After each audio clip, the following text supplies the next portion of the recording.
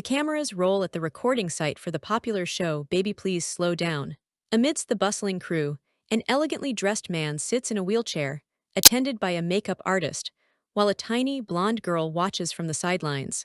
This is Lin Xingxing, but don't let her childlike appearance fool you. She's a seasoned advertising professional on the inside, and that award-winning actor getting his touch-up, that's her cheap dad, though he doesn't know it yet. Xingxing muses on her bizarre fate, reincarnated as a minor character, the Ball. In a cliché-ridden novel, she's now ironically reunited with her actor father on this very parent-child variety show. As the announcement for recording preparation echoes, Xingxing, with a bright smile, dashes towards the man who is central to her plans. Her future hinges on this, she thinks with determination. A life of luxury depends entirely on how quickly she can make this cheap dad acknowledge his roots, namely her. Just a month ago, things were noisier. Trapped in a chaotic kindergarten, Xingxing felt an accident was inevitable. She blames an unfortunate overdose of iced Americano during a late-night work session for her untimely demise and subsequent transmigration.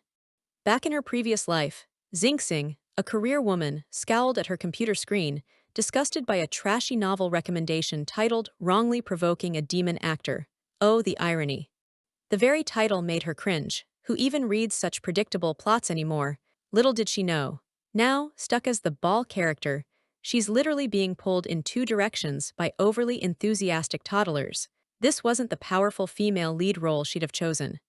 A gentle voice calls her name. Lin Yijin, her new mother and the novel's actual female lead, has arrived, a warm smile on her face as she tells Xingxing it's time to go home. Xingxing eyes her new mother critically. That high-budget art style, the delicate features, yep, definitely the female lead. On their way, Lin Yijin innocently asks about kindergarten.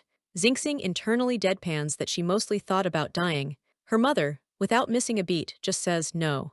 Then, with a cheerful, almost dazzling smile, Lin Yijin drops a bomb. Her boss absconded, her job at the clothing store is gone, and the money she lent is lost. Xingxing stares, utterly bewildered. How could anyone deliver such catastrophic news with that much sunshine? But Lin Yijin quickly rallies, assuring Xingxing that she won't be easily defeated. They'll overcome this, she declares with unwavering, if slightly terrifying, optimism. Back home, reality bites. Poverty, as Xingxing observes, indeed makes people ugly. Her uncle, Lin Han, a lazy streamer, clutches his computer, refusing to let Lin Yijin sell his only tool for making a living. Lin Yijin retorts that his streaming doesn't even cover the electricity bill, let alone food. Lin Han dramatically proclaims that if the computer goes, he goes. Xingxing, meanwhile, is already on her phone, plotting. Relying on these two, Xingxing thinks grimly, they'd end up on the streets. Time to expedite the recognize wealthy dad plan. Thankfully, she recalls the male lead's name from that trashy novel, Duan Yunjin. Her fingers fly across her phone screen. News articles paint a picture of a thriving actor. Her cheap dad is doing very well, but how to bridge the gap of their broken relationship described in the novel? A forum post catches her eye. A variety show is recruiting ordinary children. A light bulb goes off in Xingxing's mind. She wonders if Lin Yijin knows about Duan Yunjin's current success, and if he could somehow help her get onto that show. The gears of her plan begin to turn. Got it, an idea sparks, bright and mischievous. Xingxing launches a digital offensive, spamming Duan Yunjin's name across every search bar and social media platform she can find. With a satisfied smirk, she puts her phone down. Big data would handle the rest. And it does. Soon, Lin Yijin is scrolling through her phone, an image of Duan Yunjin catching her eye, a flicker of interest on her face. But then, annoyance clouds Lin Yijin's expression as she decisively hits dislike and block Duan Yunjin. Xingxing sighs. Even powerful algorithms can't overcome the female lead's deep-seated hatred for the male lead. Xingxing scribbles in her notebook, cheap dad's reunion big plan. Her uncle, in the background, announces his intention to play a popular horror game on his stream. An observation clicks for Xingxing. Her uncle has been live-streaming games all along. This could be useful. Got it! Another brilliant idea strikes the tiny mastermind. A 5-year-old's brain is really sharp. She congratulates herself, already dashing off to implement her new strategy. She innocently approaches her uncle, asking what game he's playing. Startled mid-scream, he covers his eyes. Xingxing, he exclaims, visibly terrified by the horror game. You came just in time, help me gather courage. As red embroidered shoes appear on screen, terrifying her uncle, Xingxing calmly analyzes the situation. If her uncle had featured his cute niece earlier, his stream numbers wouldn't be so dismal. Getting streaming rewards couldn't be that asterisk hard, right? That night, illuminated by the glow of a laptop, Xingxing puts her past life editing skills to work. Those skills, honed under pressure from demanding clients, were now the driving force of her new fate. Done, she hits send, a message accompanying the video. Editor, found a cute kid on a live stream who looks exactly asterisk like best actor doin'. Everything hinges on this. The next day, Lin Han is bombarded with messages. Among them, an invitation from the director of Where Are the Babies Going? For Zio Wake, Xingxing, specifically mentioning best actor Duan Yunjin's participation. Lin Han stares at his phone, dumbfounded. Is this popular? He stammers, scrolling through an avalanche of notifications. The implications dawn on him. Best actor, the entertainment circle. This was it, his life's turning point. Overjoyed, he sweeps Xingxing into a hug, babbling about her being his lucky star. Xingxing, however, knows this is merely the beginning. Once her true identity is exposed, he won't escape the consequences. Lin Yijin is firm. No matter how dire their situation, she will not use her daughter to make money. Lin Han notes his sister's strong resistance to Zio Wake entering showbiz. Lin Han decides to act fast. He grabs Xingxing and makes a run for it, muttering about signing the contract before his sister sees the viral video. Xingxing isn't worried. Her mom has Duan Yunjin blocked everywhere. A sly smile plays on Xingxing's lips. The plan is perfectly set. Lin Yijin walks in to find her brother tied up. What are you doing? She demands, bewildered. Still bound. Lin Han desperately explains that Zio Wake's uncanny resemblance to best actor Duan is a golden opportunity the program group can't resist. Hurry and sign, he urges. Every minute of delay increases the uncertainty of their big break.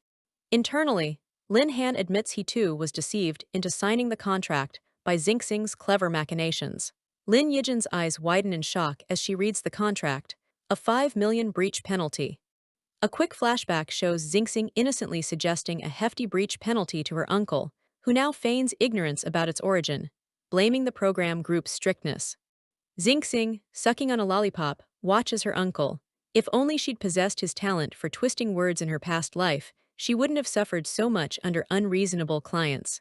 Lin Yijin reluctantly agrees for Zio Wake to go, but on one condition: she won't show up, and Zio Wake must be kept away from Duan Yunjin. Lin Han starts to argue, reminding her of the Duan family's past funding. A flash of fury in Lin Yijin's eyes, and Lin Han clamps his mouth shut, quickly mumbling his guarantee to complete the task. But when the time comes, Lin Han bails. An important offline event for his career suddenly materializes, and he tearfully leaves Zio Wake in Lin Yijin's care as the program's car waits. Lin Yijin sighs at her brother's unreliability. Xingxing, however, pipes up that her uncle is asterisk reliable, all part of her grand design. Lin Yijin tries to steel herself. They might run into him, but there's nothing to be afraid of, she repeats internally. That's right, Xingxing thinks with satisfaction. Give up the struggle. The whole world of this novel will passively assist your reunion. At the studio, PD Zhang warmly greets Xingxing, introducing herself and telling the little girl she can come to her for anything. Xingxing politely thanks Sister Zio Zhang. PD Zhang is utterly charmed, hugging Xingxing and marveling at how sensible she is. Xingxing mentally notes that practice from dealing with clients like a grandson in her past life makes perfect. Lin Yijin arrives, heavily disguised in a hat, sunglasses, and mask. PD Zhang reassures her that Zio Wake has always been worry-free. PD Zhang notes Lin Yijin's quiet anxiety. Lin Yijin insists she can handle it. Xingxing internally questions why her mother feels the need to suppress her feelings. On high alert, Lin Yijin scans the area, her voice tight as she asks why Duan Yunjin hasn't shown up yet. PD Zhang chuckles, misinterpreting her concern as fandom. Lin Yijin flusters, denying it. The PD then clarifies that Duan Yunjin has filming commitments and will only arrive tomorrow for the official recording. A wave of relief washes over Lin Yijin. She asks PD Zhang to watch Zio Wake while she makes a quick trip to the bathroom. As Lin Yijin leaves, PD Zhang gushes to Xingxing about her mother birthing a child who looks so much like her idol. Xingxing scoffs internally at the naivete. Just then, an announcement. The movie Emperor Duan is here. Duan Yunjin makes his entrance, apologizing smoothly for his tardiness. His assistant seems surprised, mentioning they expected him tomorrow. Xingxing observes her cheap dad, noting that his charming exterior perfectly masks his scumbag nature. Duan Yunjin waves off the staff, stating he's going to remove his makeup first. Xingxing spots Lin Yijin attempting to flee and quickly darts after her, sensing the impending reunion. A thrill courses through Xingxing. They are definitely going to reunite now. And just like that, Lin Yijin collides right into Duan Yunjin. He catches her, asking if she's okay as she stammers an apology. Lin Yijin looks up, her eyes widening in disbelief. Duan, Yunjin, is it really you? Yes, Xingxing internally cheers. The wheels of fate are finally, dramatically, turning. Duan Yunjin gazes down at the stunned Lin Yijin and coolly asks, "Who are you?" Xingxing freezes, metaphorically turning to stone. The plot got stuck. How could he not recognize the female lead? He then offers a charming, dismissive smile. "Are you my fan?" Xingxing is aghast. How many fleeting romances had this man indulged in to forget the actual female lead of his life story? Duan Yunjin's assistant quickly whispers in his ear, identifying Lin Yijin as the mother of the little internet celebrity who resembles him. Really? Duan Yunjin responds with mild, feigned surprise. Lin Yijin, regaining her composure, formally requests his care during the program. Duan Yunjin internally scoffs. So she's just another vampire mother using her child's popularity. His assistant frantically signals him to mind his on-screen persona. Lin Yijin, meanwhile, mutters under her breath that she just needs to vent softly. Xingxing fumes internally. Why is the plot still tormenting the female lead after their reunion? This was supposed to be a sweet wife-chasing story. She reflects that while a novel can skip, 6 years later, with a pen stroke, Lin Yijin lived through those years, her wounds unhealed. Xingxing gently asks her mother if she's sad. Lin Yijin smiles tiredly, claiming she's just weary. "Mom," Xingxing asks with childlike gravity, "is it hard to be a person?" Lin Yijin looks at her daughter, a sad smile on her lips. "Being a person is hard," she admits. "There are many things I can't do anything about." Lin Yijin then lightly jokes that if being a person wasn't hard, Xingxing could help her get an older brother. Xingxing earnestly replies she doesn't need a dad, but with an older brother, they could protect mom together. Touched, Lin Yijin thanks her baby, saying from now on, they'll protect each other. Xingxing internally sighs. Comforting adults with a child's mindset is surprisingly challenging. Later, Xingxing scrolls through online forums, annoyed by a slanderous post accusing Duan Yunjin of arrogance before the show even aired.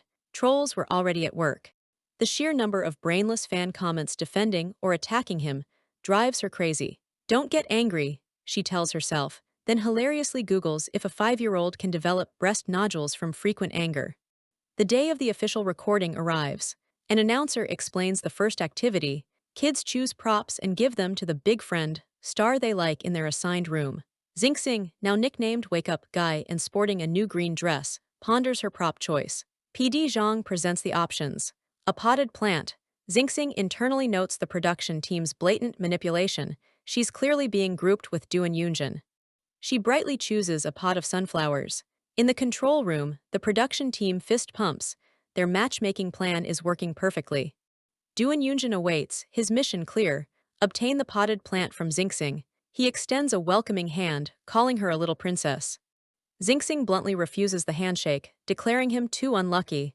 Ouch. She quickly backtracks, claiming she meant he was too noble for her to dare shake his hand, asking innocently what he thought she said. Duan Yunjin, suspicious, brushes it off as a mishearing. "I did it on purpose, heh. Xingxing cackles internally. The production team breathes a sigh of relief, false alarm.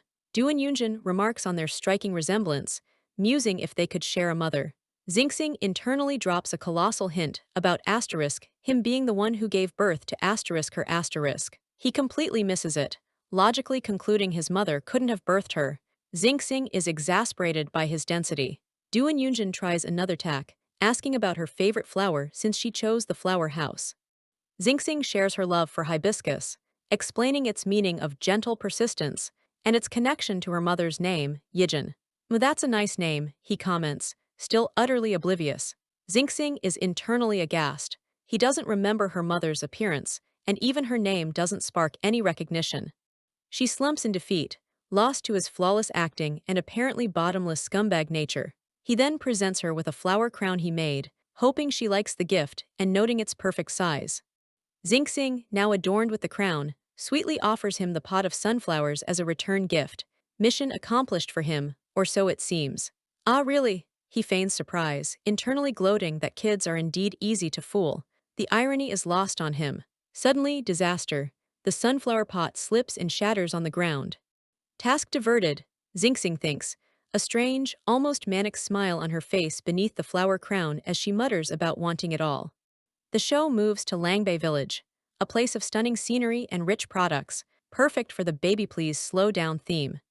The narrator introduces another pair, 5-year-old young master Buzz Lightyear, who is ready to dominate, and veteran actor Jiang Hai, who received a toy car. In the music room, another success. Sula, a band lead singer, charmed musically inclined 5-year-old Lily and got her ukulele. Lily praises Sula, saying he looks even better in person, making her participation in the program worthwhile. Smooth. Meanwhile, popular idol Zhuang Yan won over foodie little fish ball with a delicious cake. The little boy confirms his mom was right about the good food here. With all other pairs having successfully exchanged gifts, the spotlight falls on the only one who failed. An arrow dramatically points to Duan Yunjin, the zero-point movie king. Xingxing immediately bursts into tears, apologizing profusely to Uncle Duan, blaming herself for breaking the pot and causing him to get 0 points. Duan Yunjin, trying to appear unfazed, dismisses it as just a little game. Xingxing scoffs internally. The narrator announces that the movie king must accept his punishment. Bring it on, Duan Yunjin declares, though internally he's already planning to call his investor brother if things get too rough. The other teams depart by ferry for the strawberry farm. The movie king, however, is told to wait for his exclusive ride. A bad feeling washes over Duan Yunjin. His ride arrives. A cheerful old farmer on a tiny, hand-pulled tractor, laughingly calling it a tractor ski. Duan Yunjin and Xingxing share an unimpressed look. What a lame joke, he thinks. He asks Xingxing why she's not with the others. She claims she wants to accompany him, since it's her fault he's being punished. Internally, she's gleeful at the chance to watch this spectacle. Duan Yunjin thanks her, a flicker of doubt in his eyes. Was her earlier behavior really unintentional? Was he overthinking? As the farmer starts the bumpy journey, Duan Yunjin finds himself surprisingly charmed by Xingxing, thinking she's cute and lovable, just like him. Xingxing politely thanks the grandpa farmer. The ride is genuinely jarring. Duan Yunjin grimaces. This level of coolness from the wind and bumps can't be faked. He pulls Xingxing onto his lap for safety. She notes his handsome gentleness with kids, contrasting it with his past treatment of her mother, and decides to test him further. It feels like dad's embrace, Xingxing murmurs. Duan Yunjin, falling for it, asks where her dad is. She sadly recounts how her mom said her dad went to heaven, and that she's never even seen his photo. Duan Yunjin gently pats her head, suggesting her mom was probably trying to protect her from sadness. Xingxing continues, saying a dad isn't important, she just wants someone to help her mom. Her uncle told her coming on the show would ease her mom's burden. Still no conscience, deadbeat dad, Xingxing thinks scathingly. Duan Yunjin, however, starts to reconsider his harsh judgment of Lin Yijin, thinking he misunderstood her. Xingxing decides it's time to up the ante. Tears welling, she launches into a full-blown sob story about being a little burden, unlike her lazy older uncle, and how her mom lost her job and all their money, leaving them on the verge of homelessness. Duan Yunjin looks genuinely stricken as Xingxing's tearful tale of woe unfolds. Successfully played the sympathy card, Xingxing internally fist pumps. As they finally arrive, Xingxing spots her mother and runs towards her, with a concerned Duan Yunjin following. Lin Yijin waves, her expression surprised as she sees her daughter approaching with Duan Yunjin. Duan Yunjin immediately apologizes to Lin Yijin, confessing he hadn't known about their dire circumstances. Lin Yijin is taken aback, wondering what he'll say next. Will he recognize Xingxing? He sincerely apologizes for any rude words he might have uttered earlier, his gaze earnest. A flashback reveals Lin Yijin and her brother Lin Hannah's children in an orphanage, their education funded by the Nebula Group's charity. Ambitious and beautiful, young Lin Yijin caught the eye of the group's second young master. The second young master, a younger Duan Yunjin, made a bet with friends that he could win her over in a month. He'd boasted confidently, and the naive Lin Yijin fell for his carefully disguised pursuit. Their secret romance blossomed, shown in a montage of happy, clandestine moments. However, the group's president, Old Duan, discovered the affair. The scandal of the young master involved with a charity recipient led him to take swift action. Old Duan coldly offered Lin Yijin 5 million to leave his son, callously stating Duan Yunjin was merely playing around, and she wasn't worth his true feelings. Lin Yijin, with dignity, refused the money, dropped out of the university Nebula funded, and completely severed ties with the group. Unbeknownst to her at the time, the group's eldest young master, Duan Zelin, had silently watched over and protected her. Back in the present, their tentative reconciliation is interrupted by the arrival of Duan Zelin himself. The crew murmurs in surprise. Why is the big boss personally supervising? Duan Zelin's gaze, however, never leaves Lin Yijin for a moment. Lin Yijin gently encourages Xingxing to go take some pictures, creating a moment of privacy. PD Zhang fawns over Xingxing's adorable dresses, wondering where they all came from. Xingxing, now in a charming little Red Riding Hood outfit, proudly states her mom prepared them. Lin Yijin modestly explains to PD Zhang that she used to work in a clothing store and occasionally alters clothes for Xingxing. PD Zhang's eyes light up, and she grabs Lin Yijin's hands excitedly, exclaiming that Lin Yijin has saved her in a big way. She then asks a flustered Lin Yijin if she'd consider being a clothing assistant for the show. PD Zhang pleads, explaining their regular clothing teacher is unavailable, and they desperately need a reliable assistant. Lin Yijin hesitates, the thought of seeing Duan Yunjin daily warring with her resolve. She decides the true way to let go is to face him, not avoid him. With newfound determination, she agrees to help, promising to do her best. Xingxing and PD Zhang erupt in cheers. This is great news. A staff member announces that their big investor, Duan Zelin, has increased funding, leading to upgrades for everyone. Xingxing astutely observes Duan Zelin's subtle generosity. By benefiting everyone, he ensures Lin Yijin's special treatment. The job won't attract criticism. What a mature man. Duan Zelin then treats everyone to milk tea. As he hands one to Lin Yijin, she recognizes the familiar cup. This is. He smiles gently, confirming it's her favorite milk tea from years ago, from the same store, taste unchanged. Lin Yijin is stunned, remarking that the store is in the city, very far from their current location. Duan Zelin explains he bought the store when it was about to go bankrupt, ensuring it could still deliver, even 50 kilometers away. Lin Yijin sips, a nostalgic smile on her face. It's the familiar taste. Xingxing is deeply impressed. This man truly engraved the female lead's preferences in his heart. What a warm-hearted rival for her dad. Duan Yunjin appears, observing his brother's grand gesture. Duan Zelin smoothly covers, implying the tea is his own favorite. Xingxing internally sighs. Her silly, sweet, scumbag dad stands no chance against such thoughtful competition. But she quickly reminds herself, no matter how excellent the second male lead, he's just a plot device. She's still rooting for her scumbag dad. Duan Zelin then turns to Xingxing, kindly saying that since she already has the best mom, he doesn't know what to give her, but as the richest person, she can ask for anything. Xingxing understands. He's flattering her, but it's all for her mother. She's just the lucky bystander benefiting from his love for the female lead. Lin Yijin excuses herself, needing to prepare for her new duties with a film crew next door. Duan Zelin asks what she's preparing. He smiles mysteriously, promising a surprise for her later. Lin Yijin, looking troubled, asks Brother Zelin not to be too kind, stating she can't accept any more favors from the Duan family. He gently insists she call him just Brother Zelin, emphasizing their personal connection over any family obligations. As he leaves, Lin Yijin sighs. His kindness is hard to refuse, but it means getting entangled with the Xingyun group and Duan Zelin once more. Duan Yunjin suddenly appears behind her, his voice laced with sarcasm. What a clever move of retreating to advance. Lin Yijin turns, startled. He coldly reminds her of her past as a charity beneficiary, accusing those used to receiving benefits of knowing how to manipulate hearts. Hurt and confused, Lin Yijin asks what he's talking about. Duan Yunjin internally realizes his unease seeing her, with his brother stems from a deeper fear. A chibi version of him panics. She might steal my brother. This insecurity dates back 6 years. A flashback shows a younger Duan Yunjin whining to Zelin about not wanting to work, hoping to freeload.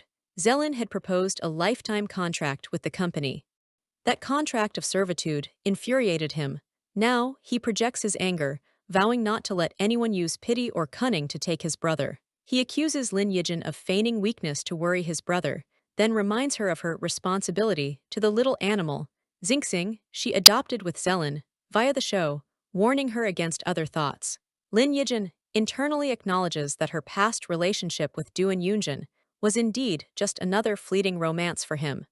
Old Duan's cruel words from the past echo, "He is just playing around, it's not worth your genuine feelings."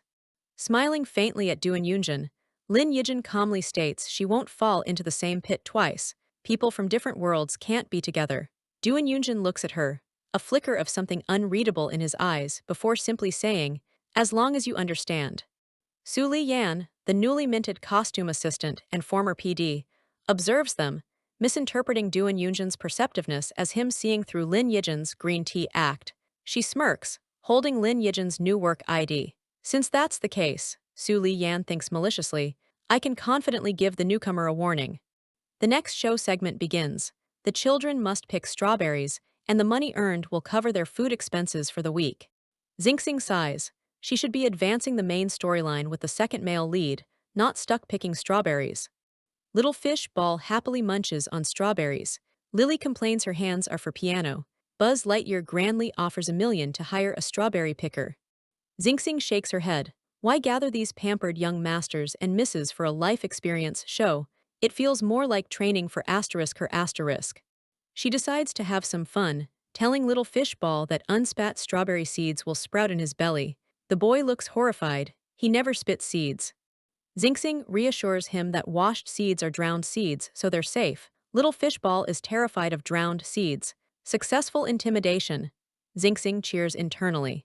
Next, she approaches Lily, carefully putting gloves on her hands, declaring an artist's hands must be protected. She flatters Lily further, saying strawberries picked by such beautiful hands would surely be sweeter. Lily blushes and reluctantly agrees to pick a few. Successful flattery, Xingxing mentally notes. Suddenly, Buzz Lightyear storms over, accusing Xingxing of stealing his check. Xingxing coolly holds up the money, taunting him that without it, he's useless, unable to even pick strawberries better than her. Enraged, Buzz vows to show her.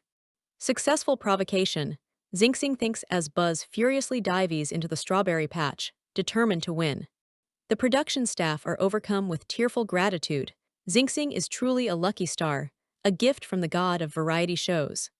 Xingxing wipes a bead of sweat, a bunch of 5-year-olds, hardly more difficult than the clients from her past life.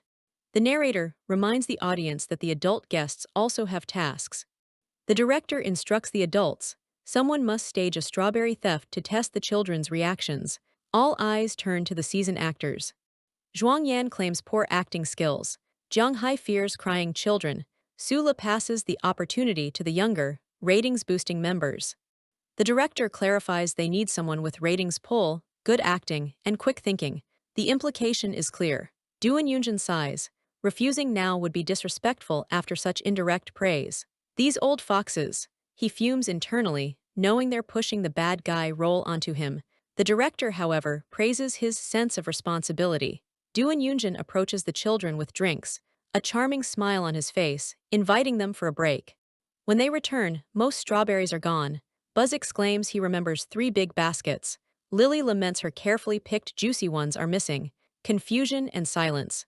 Duan Yunjin feigns surprise, wondering aloud if someone stole them, since they only had 1 basket after so much work. He suspects little Fishball, who staunchly denies it, citing his promise to Xingxing to only eat after picking. Buzz Lightyear pipes up with a story about a dog trying to steal the strawberries, claiming he was protecting them. Duan Yunjin raises an eyebrow. Dogs eat strawberries. The children chime in with their own dog stories. One only eats imported food. Another is too fat from not being a picky eater.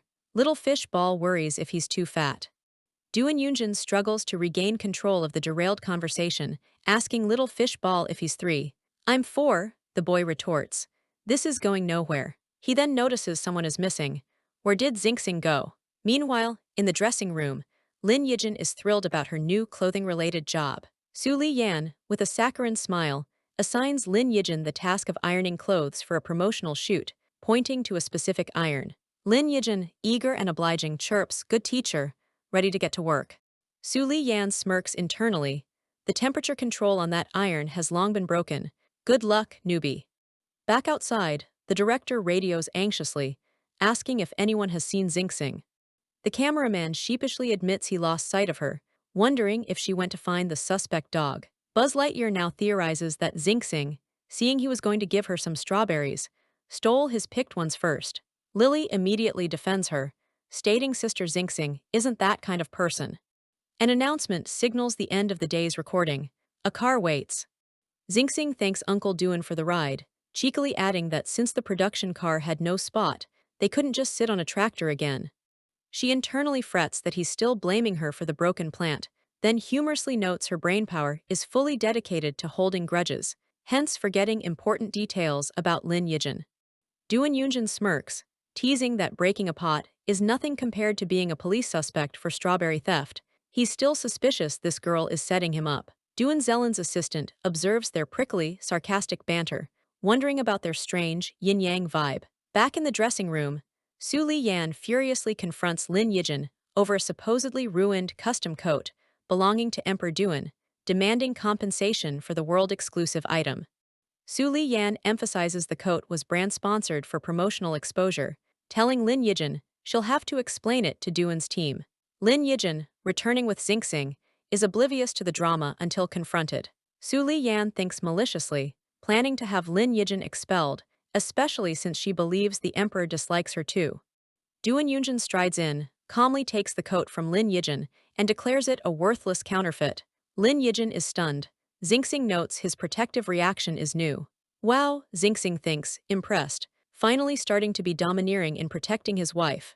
Su Li Yan sputters, questioning how Emperor Duan, the brand's spokesperson, could wear a counterfeit.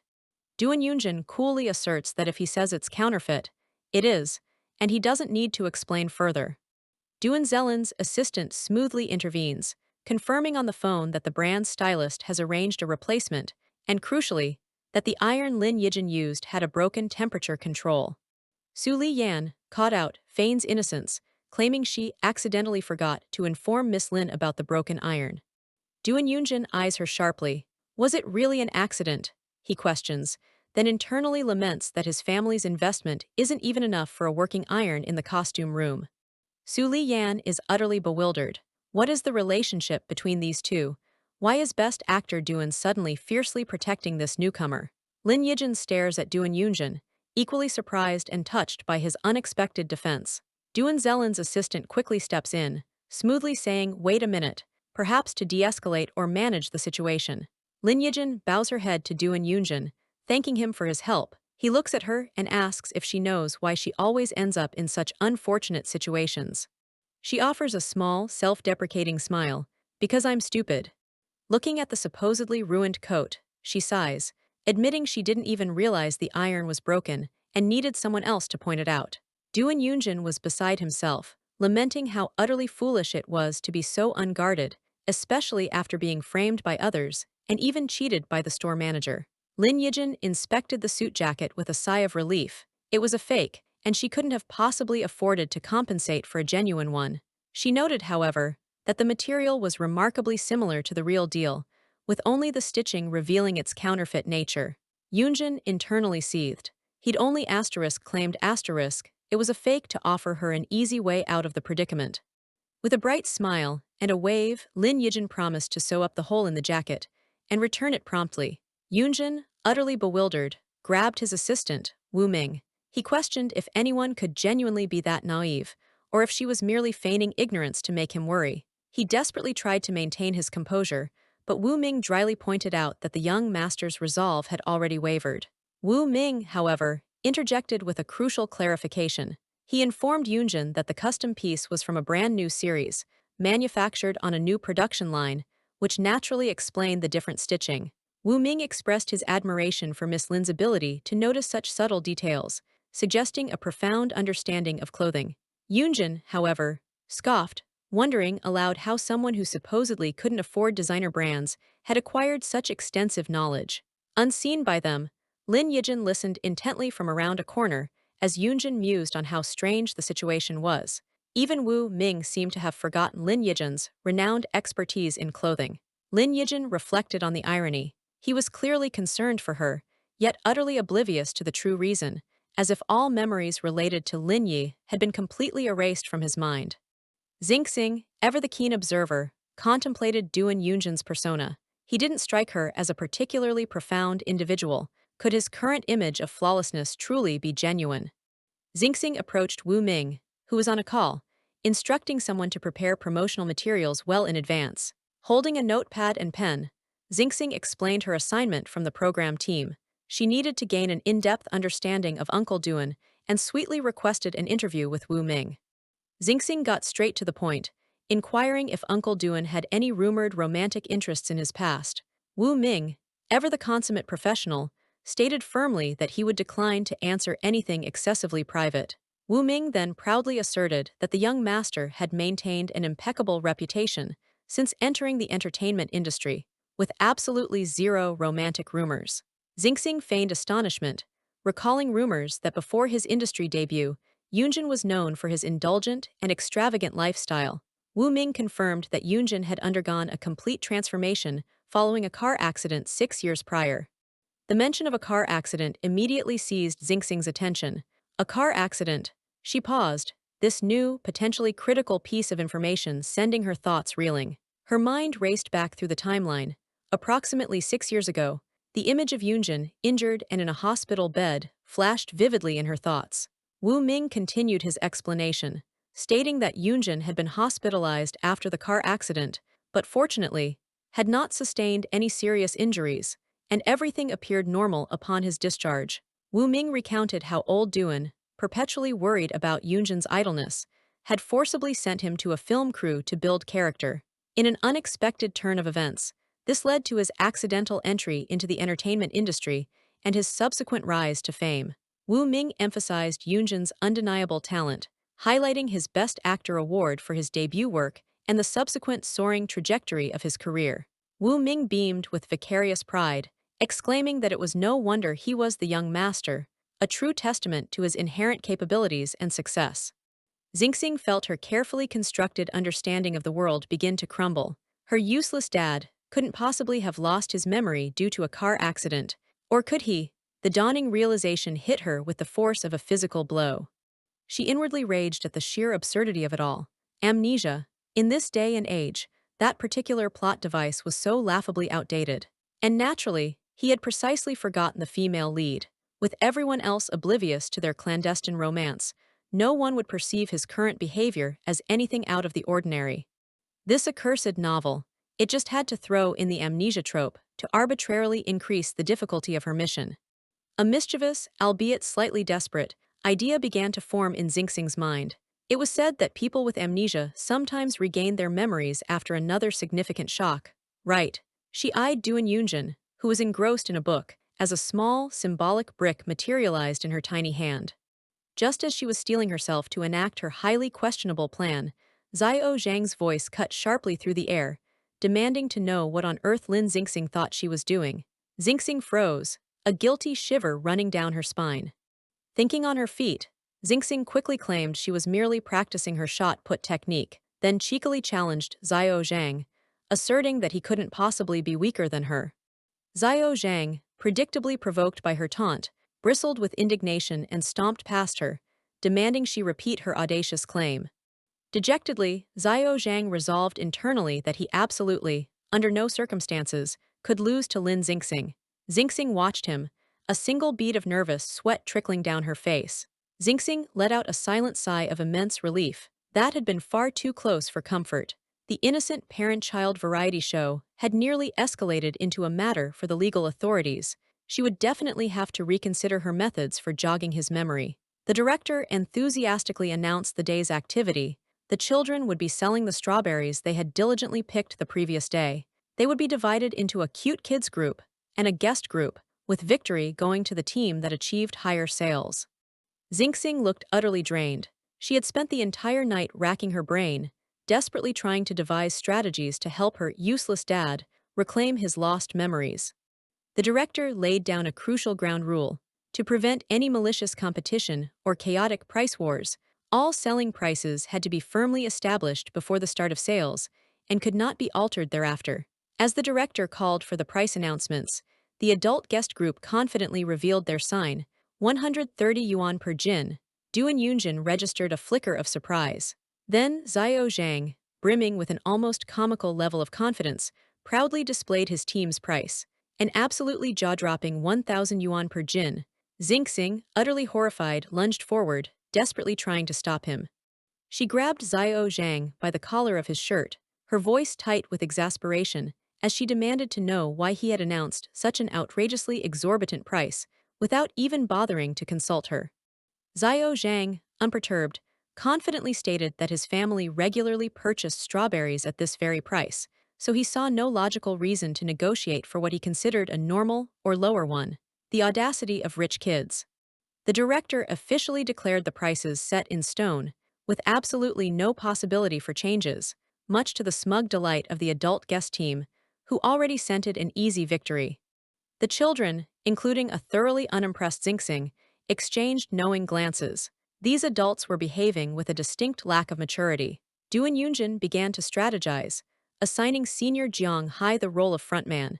He planned to leverage Jiang Hai's immense popularity from a recent anti-war drama to attract customers, especially banking on his well-known appeal in the countryside. Jiang Hai confidently accepted, boasting of his reputation as a middle-aged woman killer. Yunjin then turned his attention to Sula, instructing him to study the background music from Jiang Hai's popular drama and play it later to further entice potential customers to their stall. He was filled with a steely determination, emphasizing to his team that they absolutely needed to sell their strawberries as quickly as possible to secure victory in the competition. Meng Lia commented to Sula on how surprisingly serious the best actor, Duan Yunjin, was taking the competition, even though their opponents were just children selling at an impossibly high price. Sulu agreed, noting Yunjin's unexpectedly fierce competitive spirit. True to his boast, Jiang Hai, known affectionately as Shunzai to his devoted fanbase, effortlessly drew a large and enthusiastic crowd of adoring middle-aged women. The excitement around the adult stall was palpable, with fans excitedly urging each other to call even more people over. Meanwhile, the children's stall stood in stark, desolate contrast, utterly ignored. Absolutely no one seemed to care. A couple of women walked past the children's stall, their disdain evident. One remarked audibly that selling strawberries at 1,000 yuan per jin was nothing short of highway robbery, while the other dismissively commented that the kids were just playing house. Duan Yunjin sauntered over to the dejected children, a mocking smirk playing on his lips as he predicted zero sales for their overpriced wares. He then offered a patronizing deal. If they humbled themselves and called him brother, he would magnanimously have his assistant purchase 1,000 yuan worth of their strawberries. Xiao Bao quickly told Uncle Duan that he was speaking too soon. Xingxing, however, bristled fiercely at the suggestion, retorting sharply that since Yunjin was asterisk her dad, Xiao Bao calling him brother would imply Xiao Bao was trying to position himself as her uncle, attempting to one-up her in a rather presumptuous manner. Xiao Bao, ever the adaptable strategist, then addressed Yunjin with an exaggerated display of respect, calling him super extra dad, and cheekily demanded that he purchase a staggering 10,000 yuan worth of their strawberries. Yunjin was momentarily stunned into silence by the sheer audacity. Xingxing was aghast at Xiao Bao's maneuver. He's asterisk my asterisk dad, she fumed internally. Even if he's a complete jerk sometimes, he's still asterisk my asterisk dad, not some bargaining chip for Xiao Bao to exploit. Duan Yunjin let out a dry, somewhat strained laugh as an onlooker commented on his impressive business acumen, remarking that it was fitting for a young master of a large conglomerate, and put others' accounting skills to shame. The director, megaphone in hand, announced the final hour of the sales competition, declaring that free promotional activities were now officially permitted. Duan Yunjin remained coolly confident. With only an hour remaining, victory for his team seemed all but assured, though he mused internally that bullying a group of children didn't feel particularly rewarding. But Xingxing was far from ready to concede defeat. She declared with fiery determination that the outcome of the competition was still very much uncertain. Meng Lia seized the opportunity, taking to the megaphone to announce a bold new promotion. Buy 1 pound of their strawberries and receive a photo voucher with the popular Shunzai, or buy 2 pounds and get a coveted handshake voucher. Sula looked on, thoroughly impressed by Meng Lia's quick thinking and marketing savvy, remarking that it was no wonder she was such a successful idol. Xingxing felt a bead of nervous sweat form on her brow. The competition was suddenly and unexpectedly heating up. Xingxing turned to check on her teammates, only to find them calmly eating the strawberries, Lily nonchalantly stated that since their strawberries weren't selling anyway, they might as well enjoy them themselves. Xiao Bao chimed in, agreeing that they had worked very hard picking them. Xiao Zhang added with a shrug that if they lost, and they could simply give away whatever strawberries they couldn't finish eating. A dark, frustrated aura began to envelop Xingxing. Were they even serious about winning? Suddenly, a brilliant idea struck Xingxing like a bolt of lightning. She turned to her teammates, her eyes sparkling, and asked brightly which of them had thought to bring their homework. Xiao Zhang hesitantly offered his extracurricular exercise book. "This is it," Xingxing declared with a triumphant flourish, holding up Xiao Zhang's exercise book as if it were a sacred artifact. She dramatically slammed down a newly created sign. The original price, 1,000 yuan per pound. The current, mind-boggling offer, slash the price by helping them do kindergarten homework, finish one page, and 100 yuan would be deducted from the price. There was no upper limit. Come, uncles and aunties, and challenge the 0 yuan purchase. The adult team stared in utter disbelief. A 0 yuan purchase? What kind of bizarre, unheard of sales tactic was this? Were these children actually planning to give away their strawberries for free? Wu Ming, intrigued, and perhaps a little overconfident, stepped forward. He stated that even though he had graduated from university a full 8 years ago, handling mere kindergarten homework should still be an absolute piece of cake for him. Xingxing immediately stopped him, explaining a crucial, non-negotiable rule of their new promotion. The homework book had to be chosen completely blindly. There would be no cherry-picking of easy subjects. Wu Ming randomly picked a book. English, huh? He chuckled, a confident smirk on his face. Surely it would just be a few simple sentences like, "How are you?" How difficult could kindergarten English possibly be? Mere seconds later, Wu Ming was on the floor, utterly and spectacularly defeated. Despite managing to complete 6 pages of the English homework, and thereby slashing 600 yuan off the price, he couldn't comprehend how he had failed to pass whatever mental or academic block he had encountered. Perhaps kindergarten English is far more challenging than it appears. Xingxing, with an air of innocent sweetness, gently reminded a visibly soul-crushed Wu Ming that he had successfully managed to bring the price down to a mere 400 yuan per pound. And with the cameras rolling and documenting everything, he couldn't possibly go back on his word now, could he? The transfer was swiftly made. A deduction of 400 yuan appeared on the screen. Wu Ming was practically in tears, lamenting between sobs that this truly was kindergarten homework that had so thoroughly bested him, a grown university graduate. The children cheered enthusiastically as the first income from their unorthodox sales method rolled in. Xingxing internally smirked with satisfaction. Of course, even she asterisk, a supposed Peking University graduate in her past life, couldn't guarantee passing some of that ridiculously elite, Olympiad-level kindergarten homework. The adult guest team exchanged worried glances. Meng Lia noted with dawning concern that just one of the children's sales at their reduced price was equivalent to 10 pounds of their own. The outcome of the competition was suddenly, and alarmingly, very much undecided.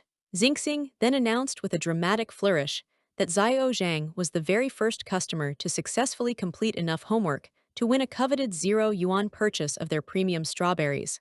Wait a minute, did Xiao Zhang cleverly do his own homework for a discount? Even a confident middle school student and the show's director himself were thoroughly defeated by the kindergarten curriculum, failing to complete a single page. The student was aghast, unable to believe he'd lost to kindergarten homework, especially when confronted with French. Kindergarten French? The sheer brutality of it. The sales time officially concluded. The director, tears welling in his eyes, announced that while the cute kids group hadn't managed to sell out all their strawberries, their total sales amount, significantly boosted by a 1,000 yuan contribution, presumably from the 0 yuan challenge wins being counted at full price value, was now far ahead of the adult team. The defeated middle schooler vehemently declared that his abysmal score of 28 points was purely a reflection of his luck level, not his actual cultural or academic level. And so, against all odds and much to the surprise of the adults, the cute kids group emerged as the clear victors. Joyful cheers erupted from the little winners. The adults applauded their young competitors. Jiang Hai conceded with a smile that the younger generation was truly formidable. Su Lu admitted he was impressed that the children had actually managed to overtake them. Duan Yunjin allowed himself a faint, almost imperceptible smile, admitting to himself that he really couldn't underestimate this surprisingly resourceful girl, Xingxing. Even Zhao Zhang, in a rare moment of acknowledgement, conceded that it was no wonder, given it was Xingxing. Meng Lia, genuinely impressed, praised Xingxing for her amazing ingenuity, wondering aloud how she had managed to conceive of such a clever and effective sales method. Xingxing explained with a smile that she often observed her mom inviting others to take a cut, similar to group buying apps, in order to receive free items, so she had wanted to try a similar, interactive idea. She added, glancing pointedly at Duan Yunjin, who was taking a sip of water, that her mom had also taught her from a young age that in any competition, one should never become complacent or proud until the very last moment. Yunjin choked violently on his water, the unexpected spray drenching his pristine clothes, as he realized Xingxing's pointed comment was indeed aimed directly at him. Wu Ming immediately panicked, exclaiming about the wet clothes and urgently calling for the director to arrange for a replacement outfit from the costume team. Lin Yijin arrived at a nearby production trailer, holding the neatly mended jacket, and wondered aloud where Assistant Wu might be. From inside the trailer, Duan Yunjin, who was in the middle of unbuttoning his shirt, casually called out for her to come in, inadvertently revealing a tantalizing glimpse of his well-defined abs. Thinking it was Wu Ming entering, Yunjin, now completely shirtless, turned and asked if the replacement clothes had been delivered yet. Startled by Lin Yijin's unexpected presence, she instinctively tried to cover him, yanking at what appeared to be either a towel or his discarded shirt. This led to an even more awkward reveal. Yunjin, equally surprised, uttered her name, Lin Yijin. Blushing furiously from head to toe, Yijin internally chided him for his carelessness, thinking he shouldn't have been changing without even leaving someone to guard the door. Just at that inopportune moment, someone else called out from outside the trailer, asking if actor Duan had finished changing and announcing they were there to collect the dirty clothes. Yijin, flustered, wondered if another member of the costume team had been sent over. But something about the newcomer felt distinctly off. Yijin's eyes narrowed with suspicion. She confronted the person directly. "Wait a minute, your work ID is fake, isn't it?"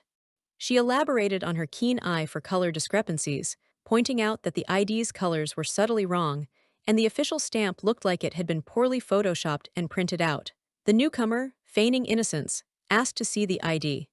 The person attempted to feign confusion, laughing off her accusations and trying to brush past her, insisting they would just go in and retrieve the clothes first. Yijin resolutely blocked their path, her voice firm as she demanded to know who they really were and why they were attempting to sneak in, threatening to call for assistance if they didn't explain themselves. The stranger, their patience clearly wearing thin, retorted angrily, claiming that her work ID looked more fake than theirs. But Yijin wasn't bluffing. She calmly announced that she had indeed already called for someone. She then burst out of the RV, her voice ringing out clearly as she shouted at the top of her lungs, "There's an assassin!"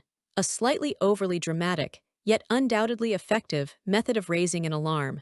The assassin, who was clearly just a sneaky, and now rather panicked photographer, looked utterly exasperated. He questioned if she had time-traveled from ancient times, vehemently insisting he was just a stand-in photographer trying to make some money and demanding she stop blocking his way. Xingxing mentally reviewed the typical novel tropes for protagonists regaining their memory. The first, and most dramatic, scenario involved a life-threatening situation that jolted the memory back, usually accompanied by a dramatic declaration of remembering everything, often involving a silk grass equivalent. The second common method involved the protagonist touching a key item of special emotional significance, such as a nostalgic maple leaf, which would then trigger a flood of poignant romantic memories and declarations of longing. The third classic trope was the protagonist seeing past photographs, causing long-buried memories and forgotten names, like Mu Cheng, to resurface with sudden clarity. Xingxing pondered her options. She couldn't and wouldn't actually put her parents in any real danger. Furthermore, she knew absolutely nothing about their past key items or significant photos. It felt like an insurmountable obstacle. What was that commotion? Nearby, Wu Ming was animatedly recounting the assassin incident to a clearly enthralled staff member, who then repeated a wildly exaggerated version. Miss Lin had been injured by a villain, collapsed dramatically, and the young master had lost control and fought heroically with someone for love. Wu Ming enthusiastically confirmed that was pretty much the gist of it, much to the confusion of another staffer, who wondered why such a dramatic title was necessary for simply sending a message. Xingxing's eyes lit up with sudden excitement. Could it actually be happening? A real-life enactment of the first memory recovery trope, the female lead in very minor danger, and the male lead dramatically remembering everything after a minor confrontation. This was almost too good to be true. Her original plan had merely been to gently stimulate the male lead's memory, certainly not to actually endanger the female lead. This unexpected turn of events, however, was proving to be a surprisingly useful, if unintended, development.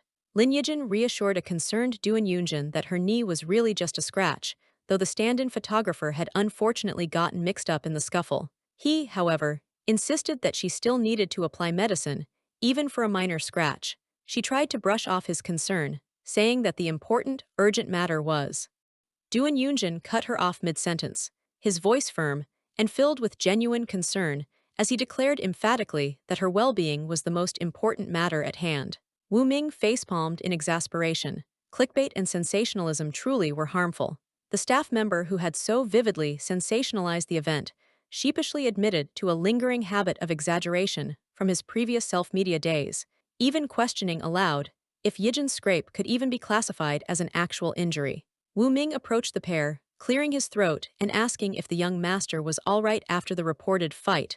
Yunjin scoffed dismissively, claiming he barely had to lift a finger. He had just warned the guy a few times and effectively scared him away. Xingxing, however, knew from her vantage point that it wasn't quite that simple a warning. Duan Yunjin, however, was still completely focused on Lin Yijin. He gently took her hand, his gaze filled with concern as he asked again if she was hurt. She offered him a small, reassuring smile, confirming that she was fine. It really did seem to be just a little scratch. Meanwhile, the opportunistic photographer, having apparently recovered from his earlier shock, was already back in action, surreptitiously snapping pictures of the tender moment between Yunjin and Yijin, muttering to himself about getting the shots first, regardless of their ultimate saleability. Duan Yunjin's expression hardened into a dangerous glare as he addressed the persistent photographer. He declared icily that the man's face was now indelibly etched in his memory, and starting from that day, he would be banned from the entire entertainment industry. Not only that, but all his accounts would be swiftly banned due to receiving official lawyers' letters. The photographer attempted to play the victim card, accusing Yunjin of bullying others simply because he had money and power. Yunjin retorted sharply that being perceived as weak didn't automatically grant one the moral high ground, especially when they were actively profiting from invading his privacy. He stated that suing the photographer was entirely reasonable, not to mention that the man had also harmed his. He finished his sentence, his gaze shifting pointedly towards Lin Yijin. My staff. Lin Yijin's heart sank a little at the impersonal designation of just staff. Yunjin then turned back to the photographer, informing him coldly that whatever actions were taken against him would not be considered excessive in the slightest. Wu Ming immediately instructed other staff members to investigate thoroughly how the photographer had managed to get in with a fake ID, and to check if there were any insiders within the production team who might have colluded with him. Yijin, meanwhile, was lost in her own thoughts, completely bewildered by Yunjin's erratic and confusing attitude since they had met again. She truly hated this pervasive feeling of uncertainty. Wu Ming approached Lin Yijin, praising her quick thinking and sharp eyes for being able to tell at a glance that the photographer's ID was a fake. She humbly explained that she had been so incredibly happy to finally have a work ID that she had looked at it hundreds of times, making it relatively easy for her to spot the subtle differences in a counterfeit. Xingxing mused thoughtfully that perhaps it was because her mother had possessed so little in the past that she now treasured every single thing she received. This, she concluded, was probably the very quality that made the resilient little white flower type of heroine so incredibly lovable and endearing to others. Duan Yunjin, ever concerned about Lin Yijin's well-being, or perhaps just being a tad overzealous, asked if she thought she might need a tetanus shot for the bruise. Yijin vehemently, and perhaps a little exasperatedly, refused, exclaiming that it absolutely wasn't necessary. Lin Yijin was on the phone, her expression one of disbelief, as she learned that Sister Su Yan from the costume department had been unceremoniously fired. The caller on the other end of the line explained that it turned out Su Yan had sold the production schedule to the intrusive photographer and had also been the one to provide him with the fake work ID. The caller added excitedly that since Su Yan had framed Yijin previously, it seemed the film emperor, Duan Yunjin, was finally getting revenge on her behalf this time. Yijin demurred quietly, stating that she didn't see it as Yunjin getting back at Su Yan for her sake. It was just normal, albeit swift, handling of a serious breach. Her colleague on the phone lamented that the rapid firing meant the costume team hadn't had time to hire a replacement, so Yijin would have to work exceptionally hard for the upcoming poster shoot due to the sudden staffing shortage. Yijin, however, readily accepted the added responsibility, saying it was fine and what she should do. She found herself wondering internally if Doo and Yoonjin would have handled the situation with the same decisive action if it had been any other staff member involved, or if his intervention was specifically because it concerned her. Xingxing keenly observed her mother's reactions. It was patently clear that Yijin still harbored deep feelings for the male lead, Doo and Yoonjin. Since approaching him directly about his memory loss was proving to be a difficult and perhaps fruitless endeavor, Xingxing decided it was time to try a different tactic. Why not look for a breakthrough by working through the female lead herself? As Yijin was busy sorting through clothes in the costume room, Xingxing approached her casually and innocently asked if car accidents really did cause memory loss as a common side effect. She just so happened to be holding a rather tellingly titled romance novel. In the Memory Loss Bureau, I became the ex-wife of the CEO. Subtlety, Xingxing, was clearly not your strong suit today. Yijin was momentarily horrified by the book, exclaiming about who on earth would leave such a corrupting influence for children in the costume room. Undeterred, Xingxing innocently pressed her question again, asking if people genuinely lost their memories after being in a car accident. Yijin dismissed the idea as utter nonsense, stating firmly that real life was not a novel filled with such bizarre and dramatic plot twists. Xingxing then cleverly, and seemingly innocently, remarked that she had heard Uncle Duan had been in a car accident before, but he didn't seem to have forgotten anything or anyone. Lin Yijin was visibly and profoundly shocked by this unexpected piece of news. Duan Yoonjin had been in a car accident. Xingxing confirmed that Uncle Wu Ming had indeed told her about the accident, adding thoughtfully that Uncle Duan didn't seem like someone who had forgotten anyone important. Lin Yijin pondered this new information deeply. Could it truly be that he wasn't just pretending not to know her, but had genuinely, terrifyingly, forgot? Meanwhile, in another part of the city, the disgruntled and recently blacklisted photographer was desperately trying to find new work. He was on the phone, frantically boasting about his wide range of paparazzi skills, from airport photos to variety show and TV drama behind-the-scenes shots, even offering to go to remote locations, to a clearly uninterested and unresponsive party on the other end of the line. Furious at being effectively shut out of the industry, he slammed his hand down hard on a table, vowing venomously that if his job was ruined, he wouldn't let them, Duan Yoonjin and his associates, have it easy either. A malicious, scheming smirk spread slowly across his face as he looked down at the compromising photos still stored on his phone, already plotting how to best utilize them for maximum revenge and damage. On the designated day of the official poster shoot, the director was busy guiding the talent. He instructed them to gaze thoughtfully at a beautifully rendered starry sky backdrop, conveying a sense of yearning for the vast, mysterious universe. Jiang Hai was rather unexpectedly dressed in a surprisingly high-end children's spacesuit, prompting a nearby onlooker to marvel aloud at its impressive quality and wonder where such an outfit had come from. It soon transpired that Xiao Zhang's, whose real name was Bas Guangning, rather particular mother had deemed the costumes prepared by the production team to be too low-end for her precious son. Consequently, she had specifically found a place that specialized in custom-ordered aviation suits. Other parents and staff members were understandably envious of such blatant extravagance. The director coached a slightly nervous Xiao Bao, affectionately nicknamed Little Fishball, on his posing and enthusiastically praised Meng Lia's, Xiao Zhuang, natural camera presence and top-notch idol instincts. He then called for the next group, Lily and Sula, to prepare for their turn. Lily appeared on set, looking slightly unsure and out of place in her designated camping-themed outfit, questioning if it was indeed supposed to be camping equipment. Lin Yijin gently adjusted Lily's hat, explaining that the theme for this particular poster shoot was on the road. She then gently teased the little girl, remarking that since Lily hadn't really wanted to go camping with her mom anyway, she could consider this a sort of preview experience. Lily looked up at Lin Yijin, her eyes wide with genuine surprise. How on earth did she know about her reluctance to go camping? Lin Yijin explained with a warm smile that last time they were at the market, Xingxing had been looking for Lily's homework and had accidentally seen a composition Lily had written about not wanting to go camping. Xingxing had then relayed this information to her. Lily lamented that her mother's busy touring schedule meant she never had time to take her camping.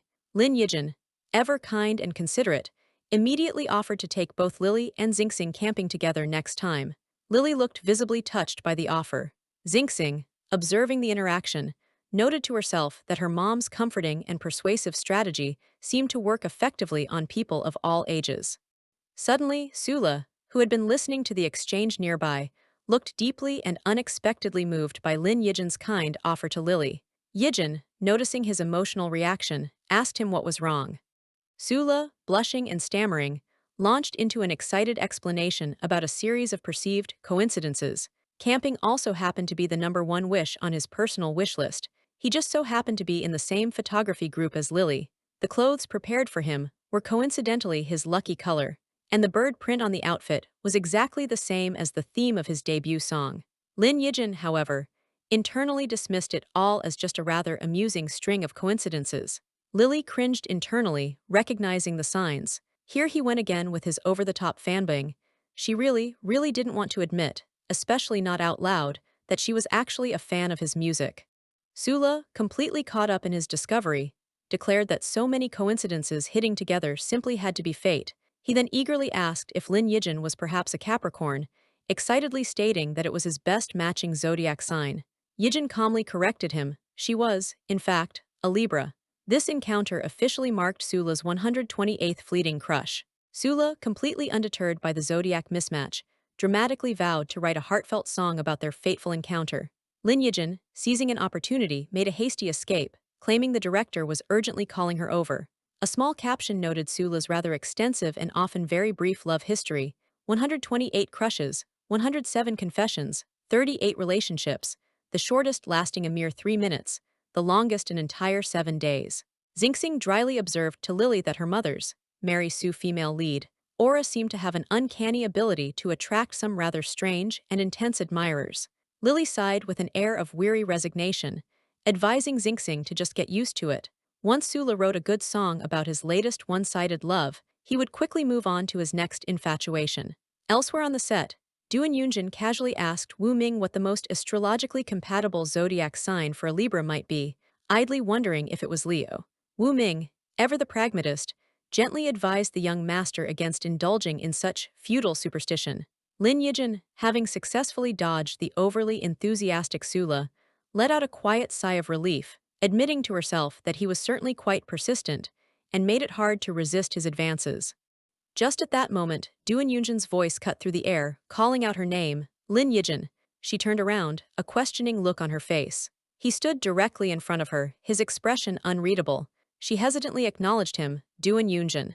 Duan Yunjin launched into a serious, almost stern, warning about Sula. He stated that Sula had a notoriously bad reputation within their circle and was known for being very irresponsible when it came to relationships. He urged her emphatically not to be fooled by Sula's sweet talk and charming facade. Lin Yijin was visibly taken aback by his sudden and intense concern. "Brother," she began, her voice trailing off as her thoughts shifted, a new question forming in her mind. Would he still care, even now, if she genuinely liked someone else? Duan Yunjin continued, his tone unwavering, stating that her personal relationships weren't just her own business anymore. She had to consider Xingxing's well-being. He then posed a pointed question. Would someone like Sula, with his flighty reputation, truly be a good or stable father figure for her daughter? A small, sad smile touched Lin Yijin's lips as the familiar ache of realization settled in. As she had expected, his primary concern was, and likely always would be, for Xingxing, with very little, if any, direct consideration for her own feelings in the matter. Changing the subject smoothly, she presented him with the mendied jacket. She explained that for the previous hole, she had carefully embroidered a small cloud design to patch it, hoping that if one didn't look too closely, it wouldn't be overly noticeable. She admitted with a soft smile that mending the jacket had made her feel more at ease, though how he ultimately chose to handle the clothes was, of course, up to him. After all, she mused, he probably wouldn't want to be seen wearing patched clothing. To her genuine surprise, he simply stated, "Just wear this one." Lin Yijin was genuinely surprised by his decision, reminding him somewhat hesitantly that the brand had already sent over a brand new, pristine replacement jacket. Duan Yunjin, now confidently wearing the jacket she had mendied, declared that clothes with asterisk her asterisk name, subtly referencing the Yun cloud character in her name, Lin Yijin, that she had embroidered were far more meaningful to him. Therefore, he would wear this one. Tears welled unexpectedly in Lin Yijin's eyes. If he had truly lost his memory, it would finally explain his erratic and often confusing attitude towards her. It could even prove that he hadn't intentionally forgotten her or their past. A new resolve formed. How about? She tried probing his memory one more time. Speaking of names, she began carefully, and then recounted a seemingly innocuous story about his brother, Zilin, having a beloved dog named Zio Yun when he was young. She described how upset Zilin had been when Zio Yun was eventually sent away, crying for a long time. Duan Yunjin's reaction was immediate and indignant outrage. Zilin had told her such a private little secret, and more importantly, why on earth had his brother named the dog after him, Yunjin?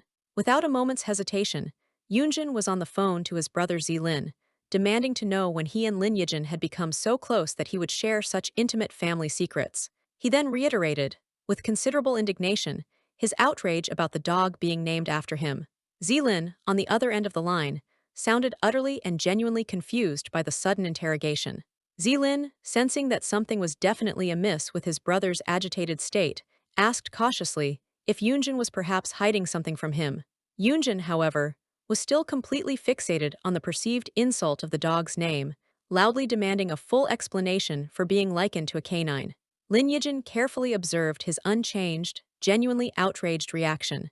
She reasoned that if he were merely pretending not to know her asterisk, there would be absolutely no logical reason for him to also feign ignorance or forget details about Lin's childhood pet. Could it be that he had truly, genuinely lost at least part of his memory? Xingxing, ever the clandestine puppet master, peeked out from behind a nearby curtain, a small, satisfied smile playing on her lips. As she had suspected, allowing the female lead to actively push the main storyline forward was indeed the correct and most effective decision. Zilin, on the other end of the phone, sounded thoroughly exasperated. He asked why Yunjin was bringing up the same ridiculous dog story for a second time and if he expected yet another apology. Yunjin was utterly and completely confused. What did he mean, a second time? Just then, the director's voice called out, announcing the next group for the photo shoot: Duan Yingdi, Duan Yunjin, and Xingxing. Yunjin, flustered by the confusing phone call and the demands of work, decided to abruptly end the call, muttering to forget it and focus on the shoot first. As Duan Yunjin and Xingxing posed for their father-daughter shots, some onlookers, perhaps mistaking the context, or just general shippers at heart, gushed about the so-much couple vibe here, likely referring to the earlier tender interaction between Yunjin and Lin Yijin. Others exclaimed that the setup looked like a professional movie poster. Xingxing, however, internally observed that she and Yunjin truly looked like father and daughter, sharing a remarkably similar temperament. Suddenly, a ripple of murmurs went through the crowd. People began looking at their phones with expressions of shock and disbelief, shushing each other and exchanging worried glances. Wu Ming rushed over to Duan Yunjin, his face pale as he announced urgently that Yunjin was trending online. Yunjin, initially unfazed, replied with a touch of arrogance that he was a year-long trending user. So what was the big deal about that? Wu Ming, his voice laced with dread, quickly clarified the grim reality. It was negative asterisk trending. A barrage of damaging hashtags was exploding across social media. Duan Yunjin violence tendency, Duan Yunjin secret relationship, Duan Yunjin bullying, and Duan Yunjin ban threat. A quick glance at his Weibo feed confirmed the worst. Duan Yunjin bullying and Duan Yunjin ban threat were rocketing up the hot topics list, fueled by a torrent of negative engagement. The source of the malicious campaign was immediately clear. The disgruntled photographer had posted a highly dramatized and entirely one-sided account of their earlier confrontation. He skillfully painted himself as a small, innocent stand-in who had accidentally stumbled upon the recording site and broken the secret relationship of Emperor Duan. He claimed he was then brutally hit and threatened with a career-ending ban by the powerful actor, framing his post as a courageous act of defying overwhelming power, despite knowing he was like an egg hitting a stone. Duan Yunjin scrolled grimly through the comments on the photographer's post. Many were already vocally supporting the blogger's exposure, warning him to protect himself and not be fooled by the inevitable public relations spin from the formidable Xingyan group. The comments section was a brutal cesspool of negativity. They ranged from people dredging up past grievances about his little radish persona to general expressions of hatred for the rich and accusations of him being an industry scammer. Some even felt personally deceived about his supposed sister-in-law. A clear, if misinformed, reference to Lin Yijin and his much-publicized weight loss journey. A chibai version of Wu Ming fumed beside a chibai Yunjin, both staring at their phones. Wu Ming raged about how skillfully the photographer had twisted everything out of context. He had deliberately taken photos of Yunjin grabbing the camera to slander him for assault, spread completely unfounded rumors about his relationship with Miss Lin, and, what was worse, had even edited the audio recording of their confrontation, leaving only words that could be easily misunderstood and taken in the most negative light. Lin Yijin stared at her own phone, her face a mask of utter bewilderment and shock. What? What relationship? She stammered, completely blindsided by the accusations. Xingxing, however, was secretly, and perhaps a little inappropriately, amused by the unfolding drama. Ah, here it comes, she thought with a mental chuckle, the necessary male and female lead scandal plot, an absolute staple of the entertainment circle. Lin Yijin, her brow furrowed with determination, thought to herself that the photographer was telling such an obvious and blatant lie. It should be relatively easy to clarify the situation.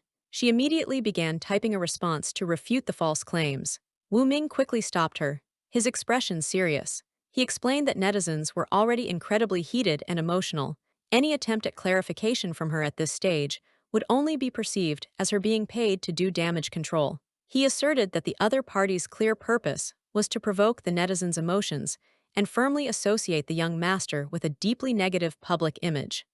Achibai Wu Ming was practically weeping with frustration, lamenting how their poor, innocent young master had, because of these completely unfounded accusations, become a symbol of the privileged class in the eyes of the public, making him an easy target for widespread hatred of the rich.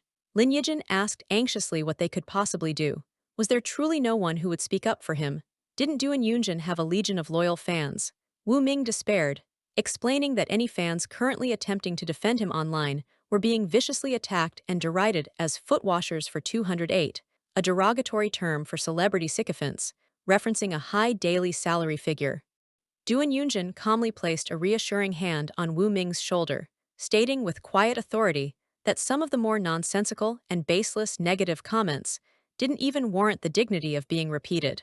Sula, ever the flamboyant performer, chimed in with his own take. He declared that if it were him, he would immediately write a fiery song to counterattack the allegations. He opined that although the Emperor Duan Yunjin certainly had more haters than most, such incidents could also serve to make his true fans even more loyal. He saw it rather cynically, as simply a good opportunity for fan abuse, a chance to rally the core fanbase.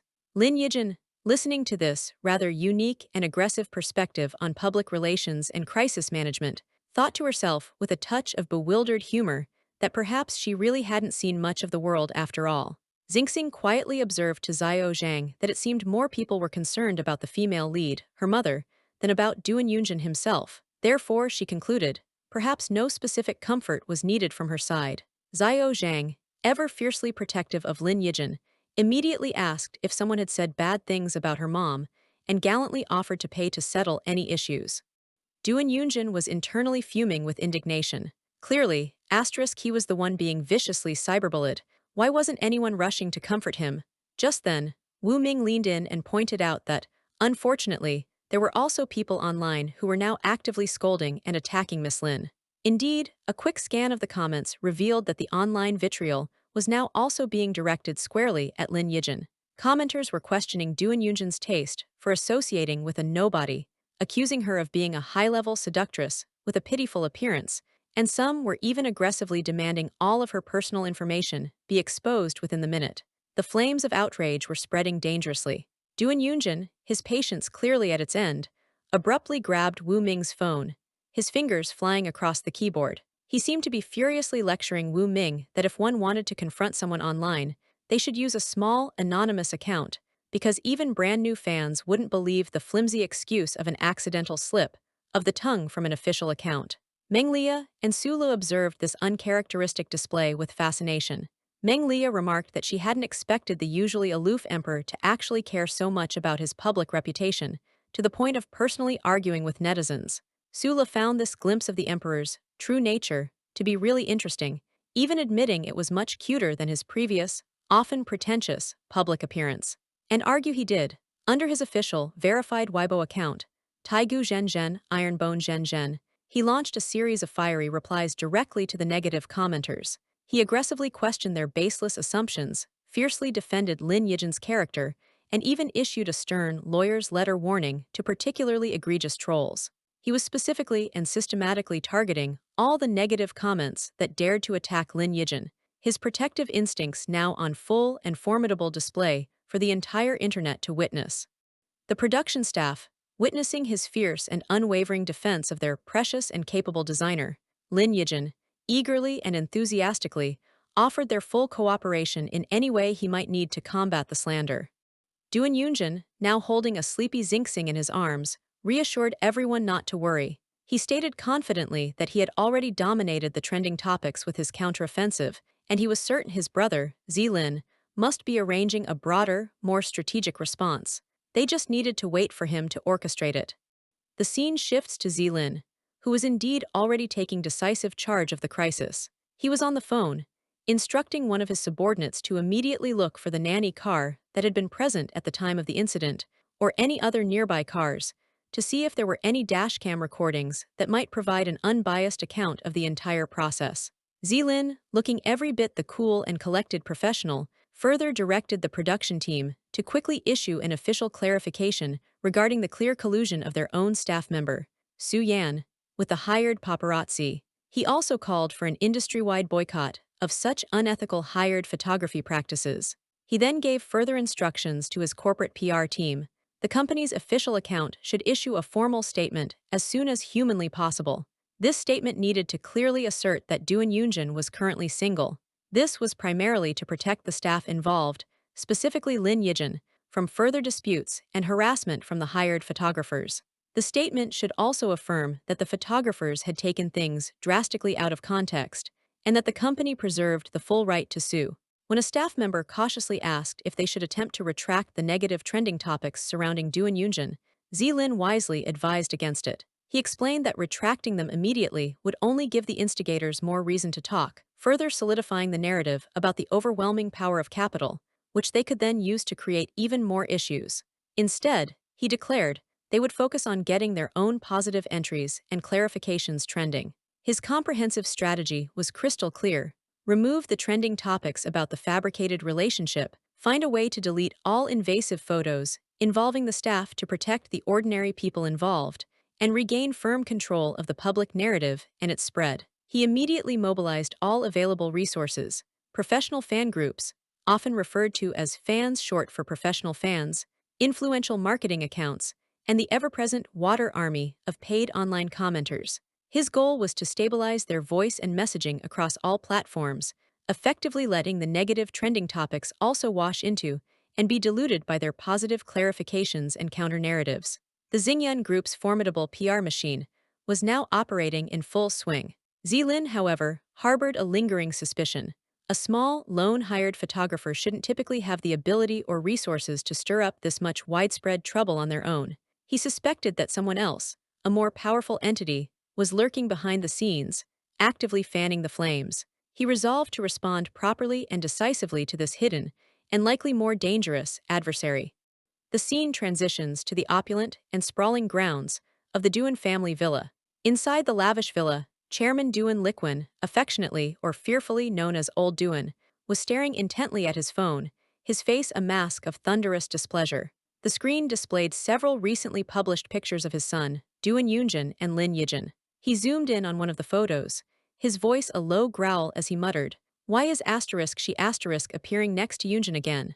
Back with Lin Yijin and Xingxing, Yijin was scrolling through her own phone, a look of mild surprise on her face, as she remarked on how quickly the wind of public opinion had managed to change and shift in their favor.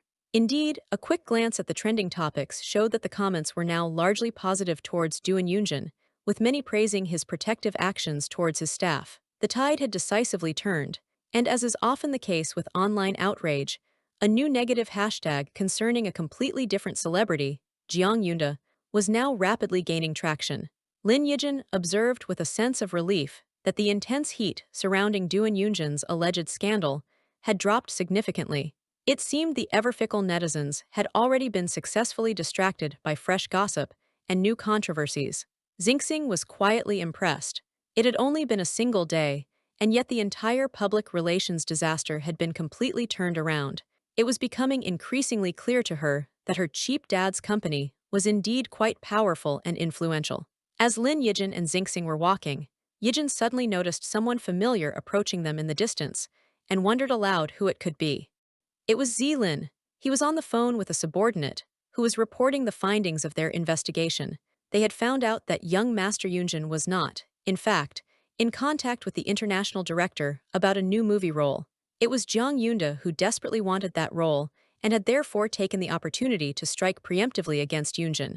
In retaliation, Zilin's team had offered double the price to buy up all the black material, suppress scandals that Jiang Yunda had previously managed to keep hidden. Now, Jiang Yunda was about to become a very publicly scrutinized and likely legal celebrity. A cold, satisfied smirk touched Zilin's lips as he listened to the report. Good, he said quietly into the phone. They would take this opportunity to utterly crush Jiang Yunda and ensure that he disappeared from the entertainment industry forever. His ruthlessness was palpable. Lin Yijin and Xingxing greeted Zilin warmly as he approached. Yijin asked him with a smile what had brought him over to see them. Zilin explained with a charming smile that he had come to see her specifically because he had been worried about her. After all, he continued, she had been innocently and unfairly caught up in a major public opinion storm, largely because of Yunjin's characteristic impulsiveness. Xingxing, ever observant of potential father figures, mentally awarded Zilin extra points for always seeming to prioritize the female lead's well-being and feelings. Lin Yijin smiled reassuringly, stating that she was perfectly fine. She pointed out that the one primarily being cyberbullied throughout the ordeal had mainly been Duan Yunjin himself. Zilin then presented her with a small, elegant card, the surprise he had mentioned preparing for her last time. Lin Yijin looked at it, her eyes widening slightly as she recognized the name printed on it, Teacher Lu. He explained that he had contacted her previous mentor from her design school days. Teacher Lu, he said, had always felt deeply sorry about her unexpected leave of absence. After all, Yijin had once been his most valued and promising student. Zilin relayed that Teacher Lu had said she was more than welcome to return to school at any time she wished. Lin Yijin was visibly touched by the gesture, but also a little skeptical. She suspected, with a knowing glint in her eye, that Teacher Lu's original words might not have been asterisk quite so effusive or unconditionally welcoming as Zilin was portraying them. Zilin chuckled, admitting with a smile that she understood her old teacher better than he did. The reality, he confessed, was that as soon as Teacher Lu heard that Zilin had found her, the esteemed professor couldn't wait to rush to the production team himself and practically drag her back to school. So eager was he to have his star pupil resume her studies. His actual words were more along the lines of make her come back to school immediately. However, Zilin quickly assured her, Teacher Lu had also promised him that he would ultimately leave the final decision entirely up to her. Lin Yijin, her expression thoughtful, promised that she would definitely consider the offer very seriously. Xingxing was absolutely thrilled at the prospect of her mother returning to school. That's great, Mom, she exclaimed. We can go to school together, take exams together, and make progress together. Lin Yijin playfully agreed, adding with a wink that by then, Mom would probably come to ask her for help with any homework she couldn't do. Zilin added another persuasive point. Teacher Lu was now the hottest and most sought-after costume consultant in the entire film and television industry. Their own company constantly tried to invite him for projects, but could rarely secure his services.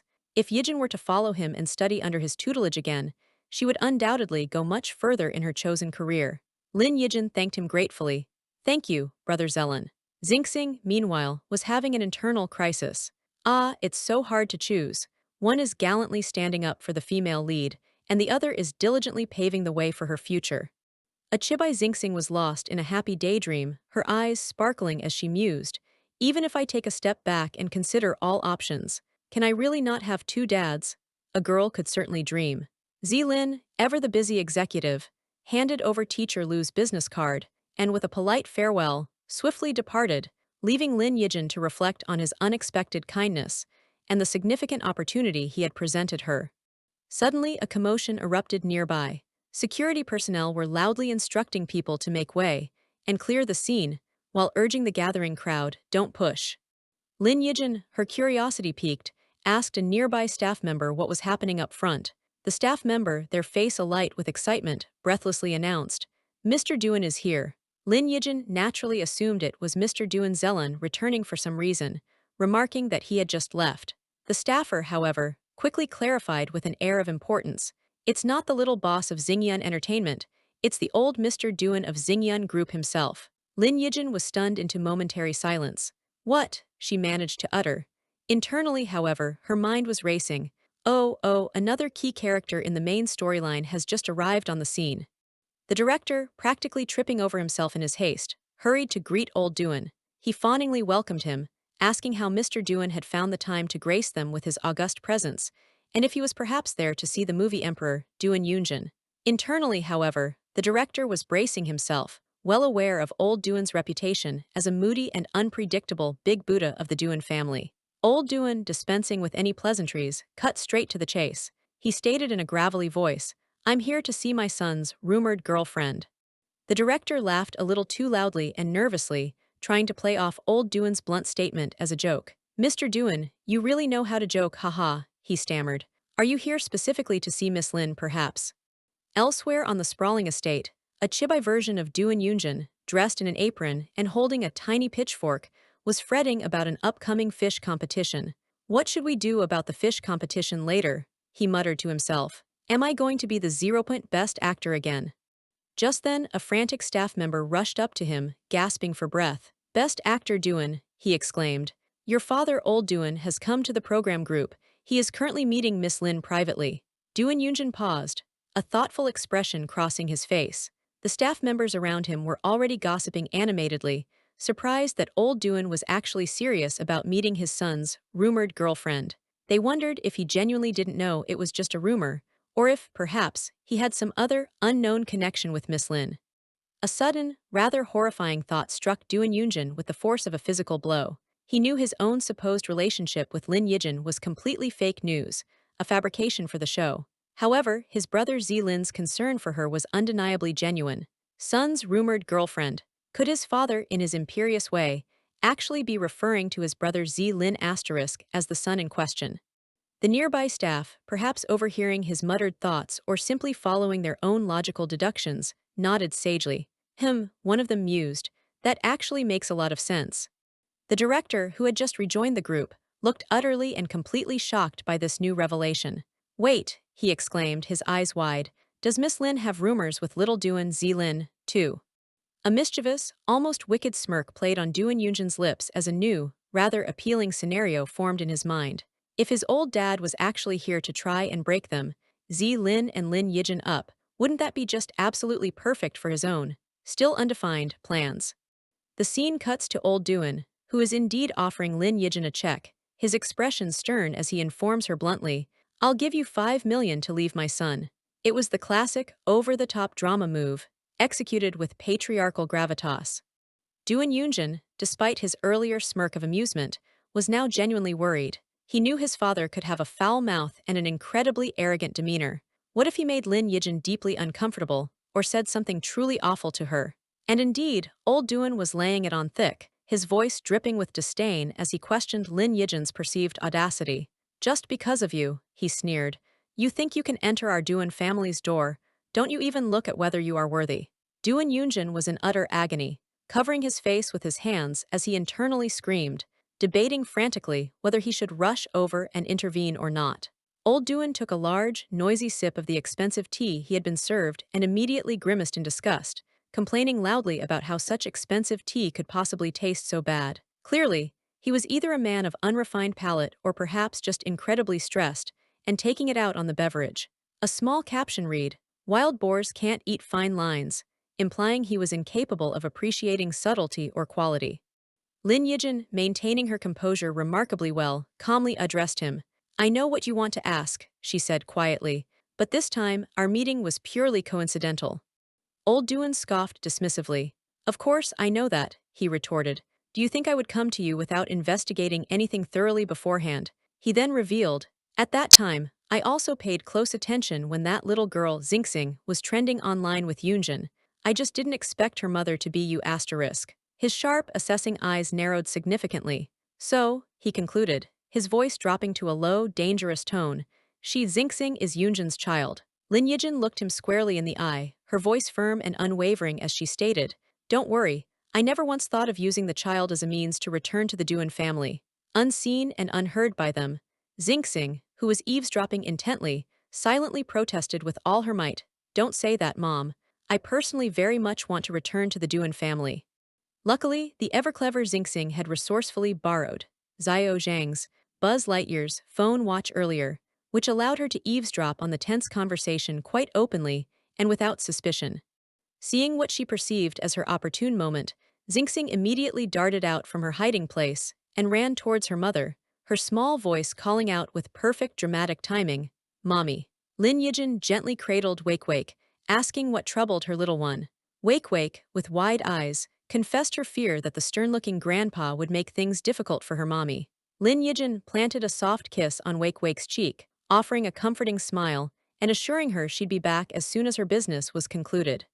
The phone in Lin Yijin's pocket buzzed. President Duan was on the line. He scoffed dismissively, stating her current thoughts were futile. He then reminded her that Yun Zhang's pursuit was merely a bet with friends, and any daughter-in-law of his had to be truly worthy of his son. Lin Yijin's expression hardened with resolve. Little Wake Wake, eavesdropping, couldn't help but think her mother was the architect of this whole melodrama, and for all her design talent, she remained blind to Duan Yunzhang's rather juvenile nature. President Duan's voice crackled with irritation through the phone, demanding if Lin Yijin had any idea of the sheer amount of trouble she had dragged their group into. A faint, almost imperceptible smirk played on Lin Yijin's lips as she questioned, with a hint of sarcasm, if she was truly such a pivotal figure to be able to impact the entire group. President Duan then revealed he possessed an anonymous email. He described its contents, incriminating photos of her and Yun Zhang, alongside damning accusations concerning their public welfare projects, abuse of power, and even kidnapping. His voice rose in anger as he slammed his hand down, his words conveying deep frustration.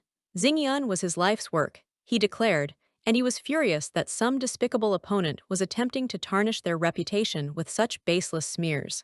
President Duan practically spat fire, revealing the 2 million he'd already spent to suppress this scandal.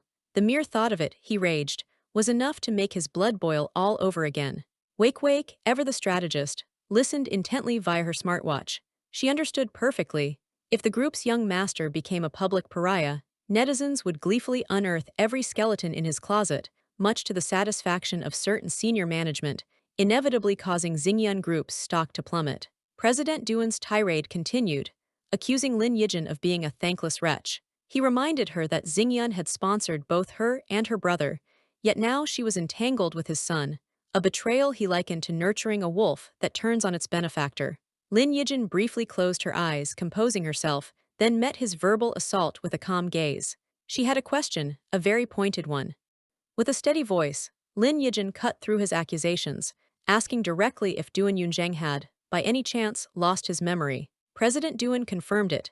Yunzhang had indeed suffered memory loss after a car accident 5 years prior.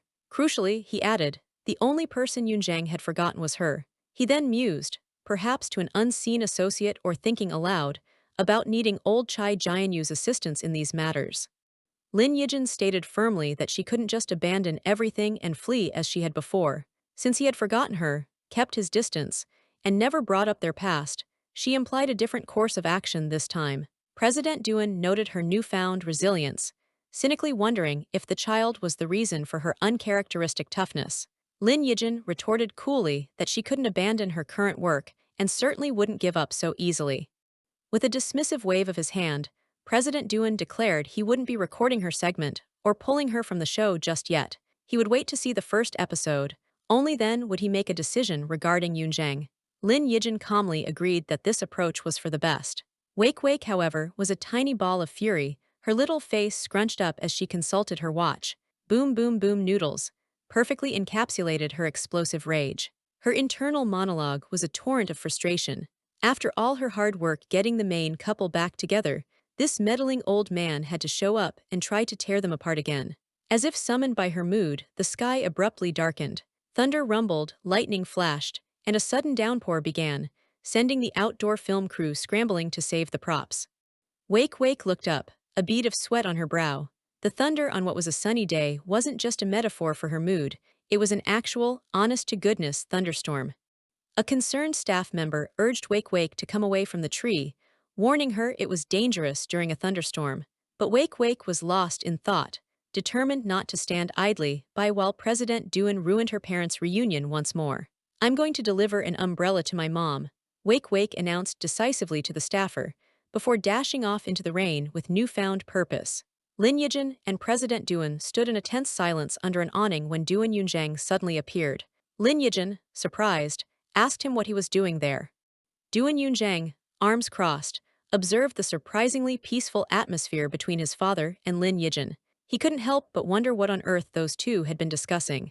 Yunjang eyed his father's work clothes with disapproval, asking what he was wearing. President Doon shot back, defending his attire as honest working-class clothes, and questioned if Yunjang looked down on it, reminding his son that he too had similar roots. President Doon then interrupted Yunjang, suggesting that since it wasn't every day a father visited, the least Yunjang could do was entertain him a little. Yunjang, however, cut his father off, pointing out that he'd merely taken a car, hardly an arduous journey, especially compared to Secretary Zhang who did all the driving. This comment earned him a glare from both his father and a chibified, indignant Secretary Zhang, who clearly wanted no part in their squabble. Lin Yijin watched the exchange with wide eyes, completely taken aback by this unexpected, almost bickering, model of father-son interaction. Yunjang turned to Lin Yijin, asking if his father had given her a hard time. He explained that his dad wasn't great with words and preferred to solve things with money, advising her not to take him too seriously. President Doon seethed internally, thinking his son was shamelessly siding with an outsider. Lin Yijin offered Yunjang a polite smile, thanking him for his concern. She smoothly explained she was just reminiscing with President Doon about some past projects funded by the Nebula Group, then subtly stepped away. She continued, noting that since he was awake and clearly waiting for her, she wouldn't intrude on their father-son time any longer. Yunjang watched her go, a puzzled expression on his face. Her sudden and uncharacteristic politeness struck him as decidedly strange. President Doon announced he would return the day after tomorrow once the recording session concluded, as he had something important to discuss with Yunjang. Then, with a cry that the recording was about to start, he dashed off, telling Yunjang to wait for him. A fiery, chibai President Doon fumed internally about his son's apparent lack of vigor in pursuing women, contrasting it with his own legendary fierceness in his youth. A nearby chibai Secretary Zhang could only agree that the young master indeed had much to learn. Standing in the pouring rain, Secretary Zhang politely informed President Doon to wait while he fetched the car. President Doon, thoroughly drenched and impatient, snapped at him to hurry up, declaring he didn't want to stay there a second longer. President Doon scowled, his internal thoughts dark. Meeting Lin Yijin, he mused, never seemed to bring anything but trouble and bad news. Just then a small voice piped up. Wake Wake, holding an umbrella, approached President Doon and innocently asked if he hadn't brought one. President Doon's internal reaction was one of recognition and disdain. It was that illegitimate daughter, Wake Wake. He gruffly dismissed her offer, stating he didn't need an umbrella because his car was on its way. Wake Wake, undeterred by his gruffness, noted that everyone seemed to be declining umbrellas today. She insisted he take hers, explaining that getting caught in the rain would make him hate rainy days, whereas she, even if soaked, would still find joy in them. President Doon retorted, questioning why he shouldn't hate rainy days when he genuinely did. Wake Wake, with the wisdom of a tiny sage, pointed a finger and explained her mother taught her that hate is a negative emotion. It wouldn't affect the rain, she elaborated, but it would certainly worsen his own mood, which, she astutely observed, seemed to be the case right now. With a bright, cheerful smile, Wake Wake urged him to remember to use the umbrella, and more importantly, to find happiness even on rainy days. President Doon was visibly moved, a flicker of surprise in his eyes. He found it almost unbelievable that someone, anyone, actually cared about his happiness. As Wake Wake scampered off into the rain, she muttered to herself with fierce determination, that stinky old man had better change his opinion of her and her mom, or her getting soaked would have been all for nothing. Later in the car, President Doon grumbled about Lin Yijin's parenting skills, questioning why she didn't teach her child basic stranger danger. Wake Wake's naive appearance, he thought, made her seem easily fooled. Secretary Zhang readily agreed, adding that a common child from such an unsuitable background was hardly a match for the Doon family. President Doon nodded in solemn agreement. Secretary Zhang, however, then offered a crucial counterpoint. Miss Wake Wake, he reminded President Doon, was undeniably of Duan family blood and couldn't simply be left to be raised by others. President Duan, now holding a scroll-like object, perhaps the umbrella, now closed and looking different or a new item, conceded the point. The Duan family couldn't neglect their own. Besides, he admitted, the little girl did bear a slight resemblance to him. She certainly couldn't be raised improperly by Lin Yijin. Secretary Zhang smiled obsequiously, assuring President Duan that he would personally oversee Miss Wake Wake's affairs from that point forward. President Duan acknowledged this with a satisfied hum. Back with Lin Yijin, Wake Wake let out a tiny sneeze. Lin Yijin gently chided her for managing to lose the umbrella she was supposed to deliver. Wake Wake, ever the wordsmith, retorted that it wasn't losing, it was an emotional investment. Lin Yijin stood in a quiet hallway on the phone. The voice on the other end, Professor Liu, sounded both surprised and slightly aggrieved, exclaiming that she had finally contacted him. He'd begun to think she'd forgotten her old teacher entirely. Professor Liu continued, his tone laced with a hint of wounded pride, questioning if she even still considered him her teacher, and whether he was truly worthy of that title anymore. Lin Yijin listened, a shadow of apology in her eyes. Lin Yijin's voice was filled with remorse as she apologized. She confessed that back then, her misguided pride had led her to abandon her studies. However, she added, someone had since shown her just how fragile pride without substance truly is. She acknowledged the truth in Professor Liu's past criticisms.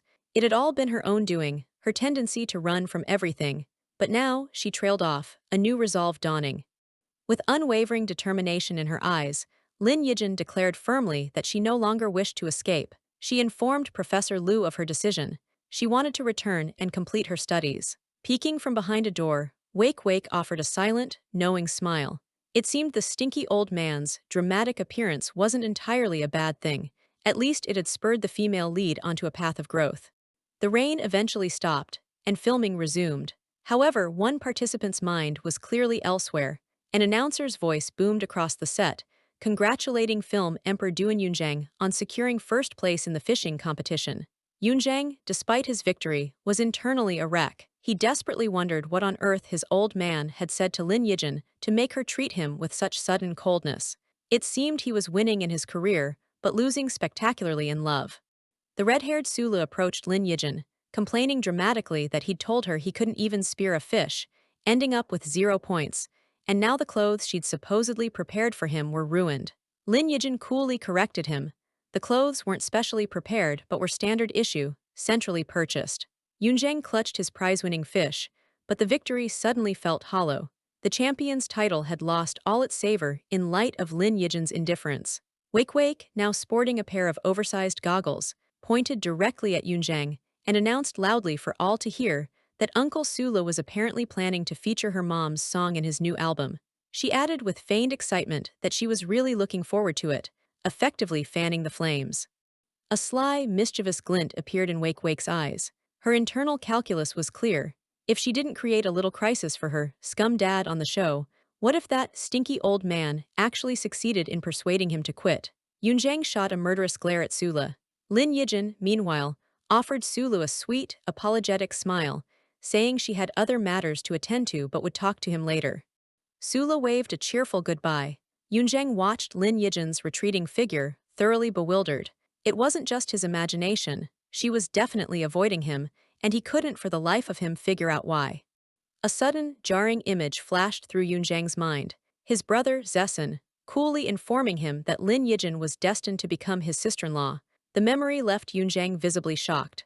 Yunzhang clutched his head, internally screaming. Why was he suddenly getting so deeply into character, as if his life had become a poorly written drama? Sula observed Yunzhang's theatrical meltdown with amusement, pondering if Lin Yijin was perhaps avoiding Yunzhang preemptively.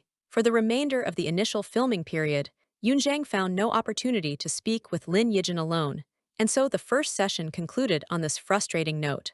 Lin Yijin, packing their bags, told Wake Wake they could finally head home. The director would inform them about the next recording schedule, and the first episode was set to air that weekend. Wake Wake, however, couldn't help but wonder if her father would even be part of the show next time. Lin Yijin smiled, mentioning that the production team had arranged a car to take them home. She reached for the door, ready to leave. Opening the door, Lin Yijin froze. Standing before her was Duan Yunzhang, a sight that made her gasp. She had been so sure he'd already departed. Yunjang leaned against the doorframe with a knowing smirk. He questioned, rhetorically, if she really thought he could have caught her if he hadn't employed a little subterfuge by pretending to leave. Wake, a silent observer, clapped her tiny hands in delight. Finally, he was using his intelligence for its most noble purpose, pursuing the female lead. Lin Yijin, regaining her composure, directly asked Yunjang what he and his father had discussed, and more importantly, why he seemed to be avoiding her. Yunjang denied it, claiming there had simply been no necessary work-related interactions, hence no opportunity to meet.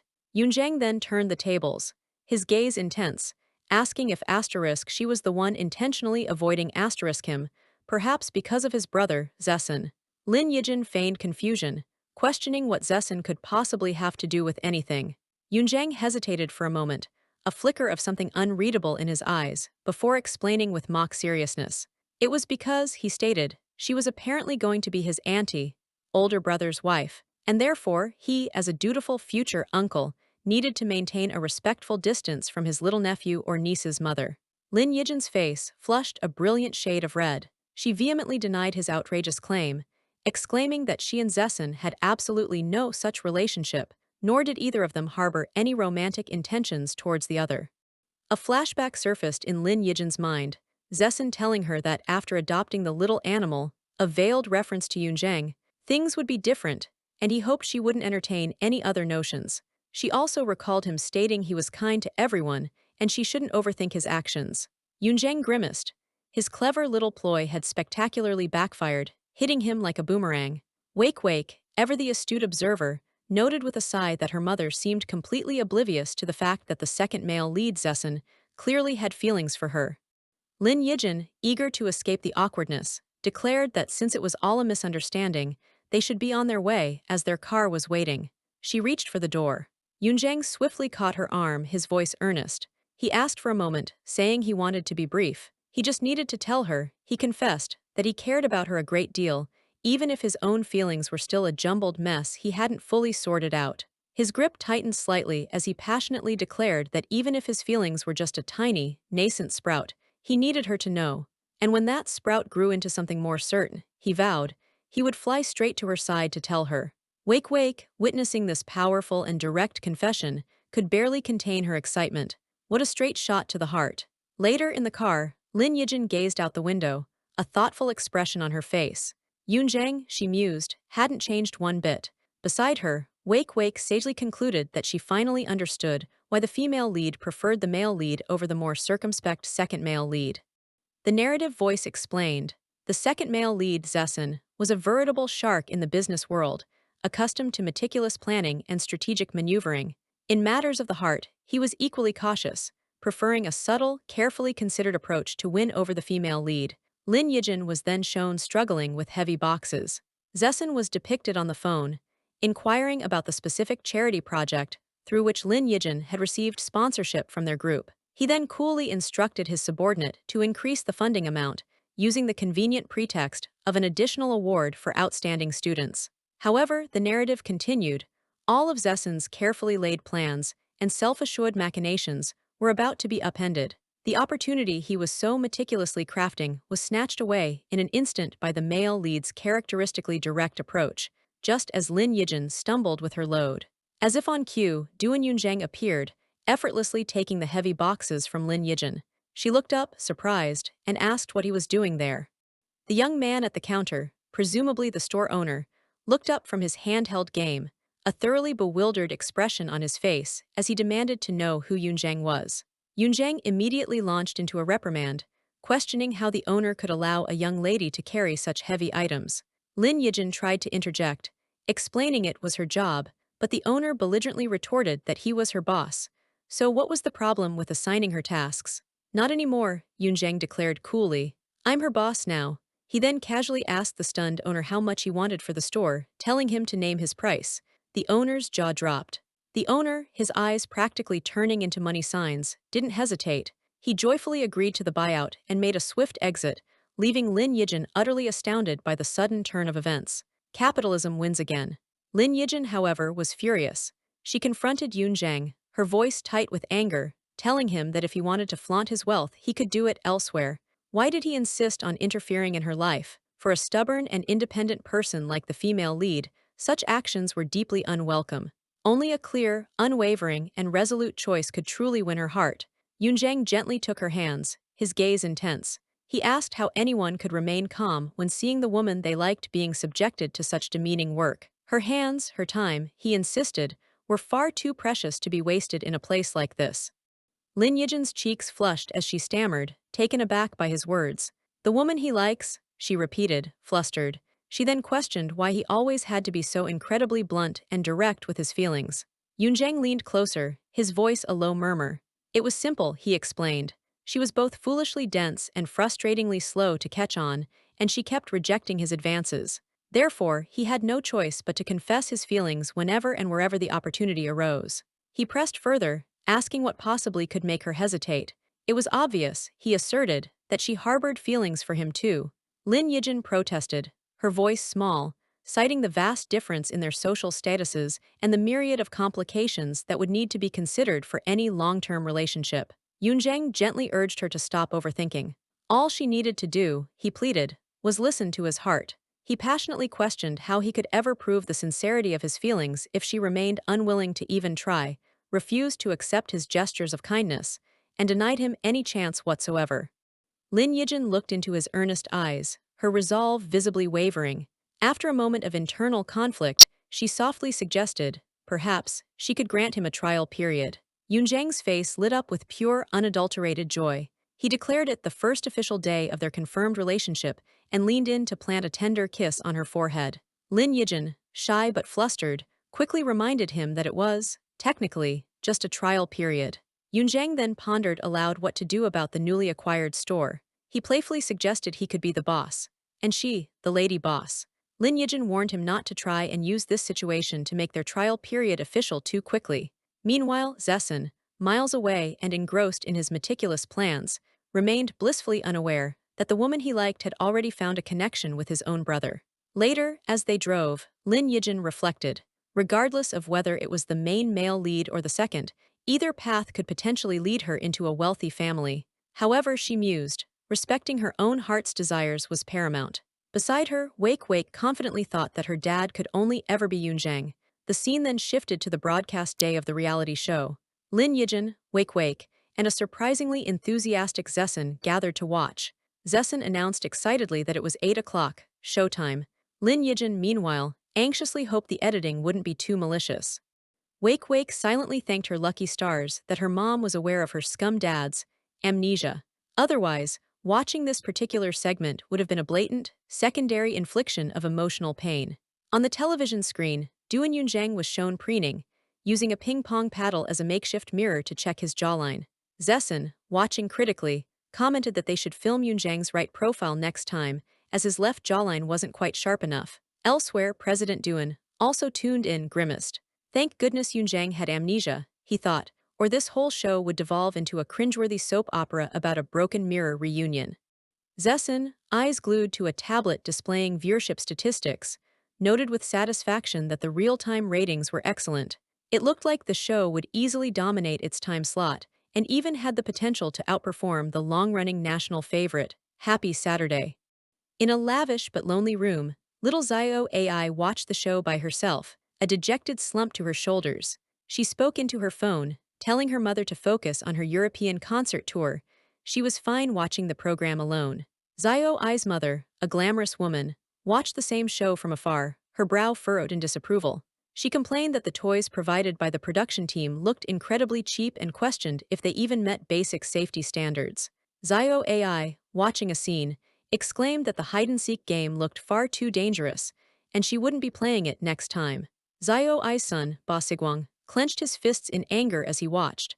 That annoying Lin Xingxing Wake was getting far too much screen time, and everyone was talking about her. He vowed, with competitive fire in his eyes, that he would definitely defeat her in the next round.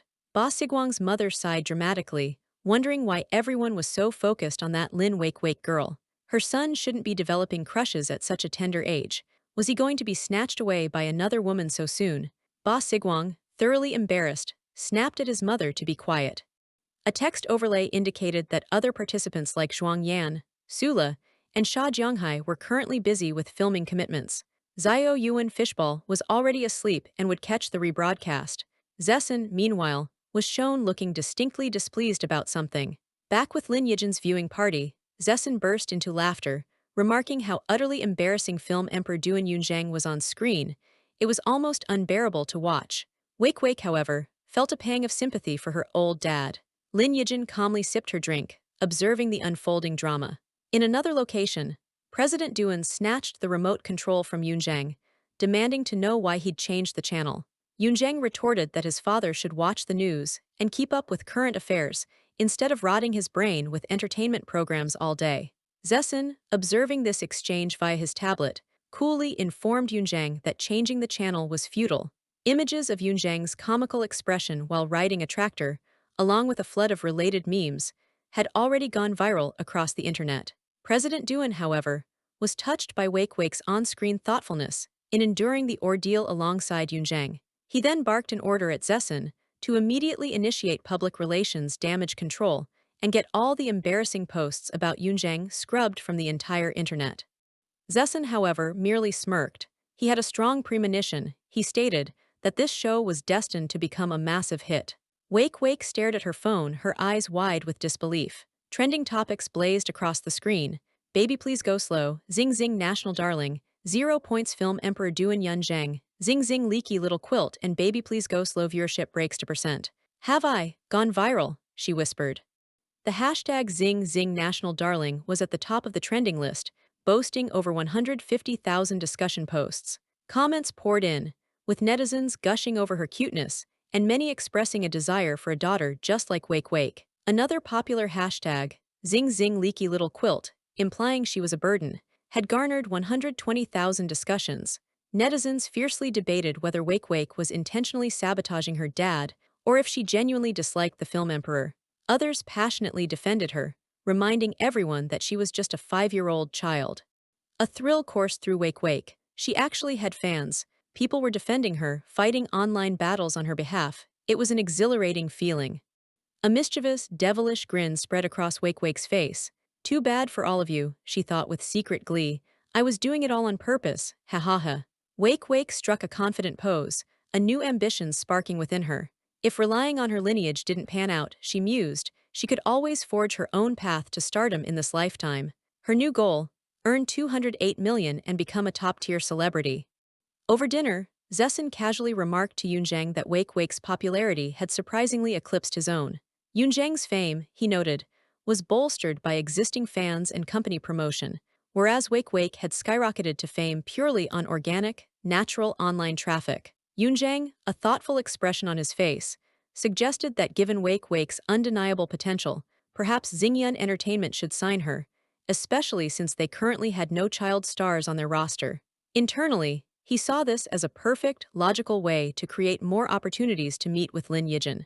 Zessen expressed his doubts about successfully signing her, speculating that Wake's participation in the show was likely a fluke. Furthermore, he added, Zio Li Lin Yijin had also made it clear she didn't want her daughter involved in the entertainment industry.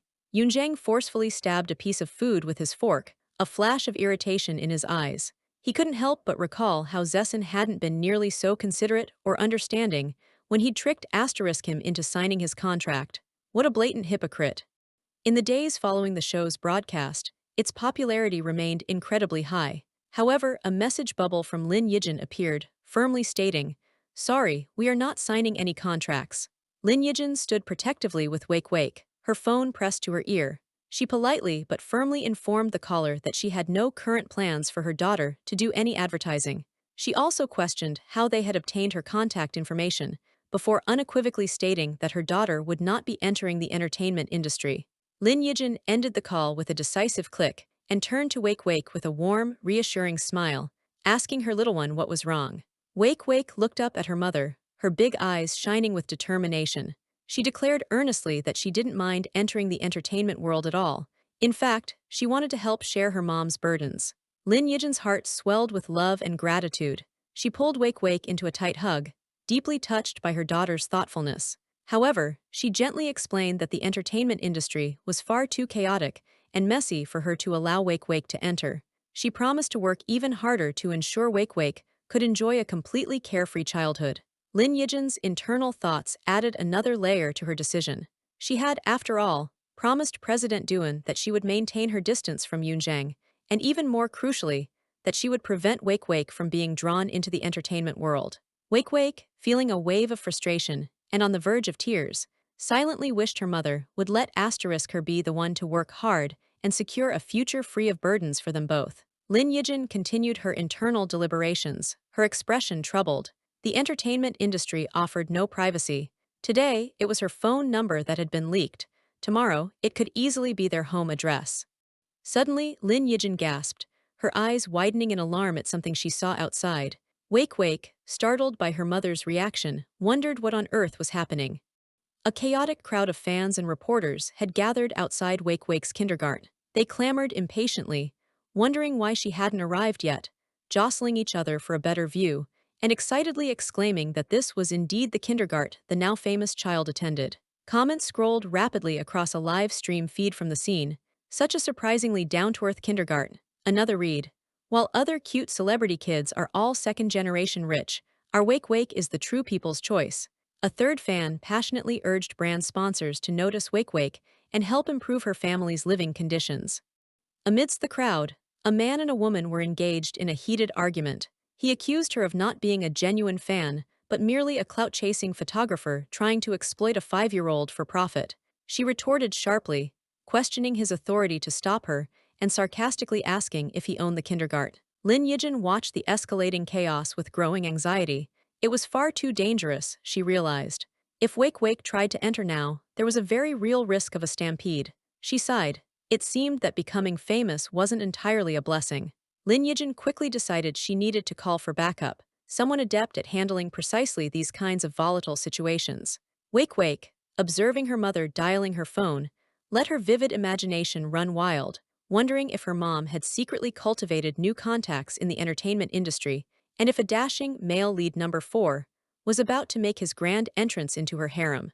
Suddenly, a ripple of excitement went through the crowd. Shouts erupted. Wake Wake is here! Wake Wake has appeared! One fan, however, squinted in confusion, remarking that Wake Wake seemed to have inexplicably grown taller. The Wake Wake who emerged was, in fact, Zessen, hilariously disguised in a child's dress and pigtails, complete with crocodile tears streaming down his face.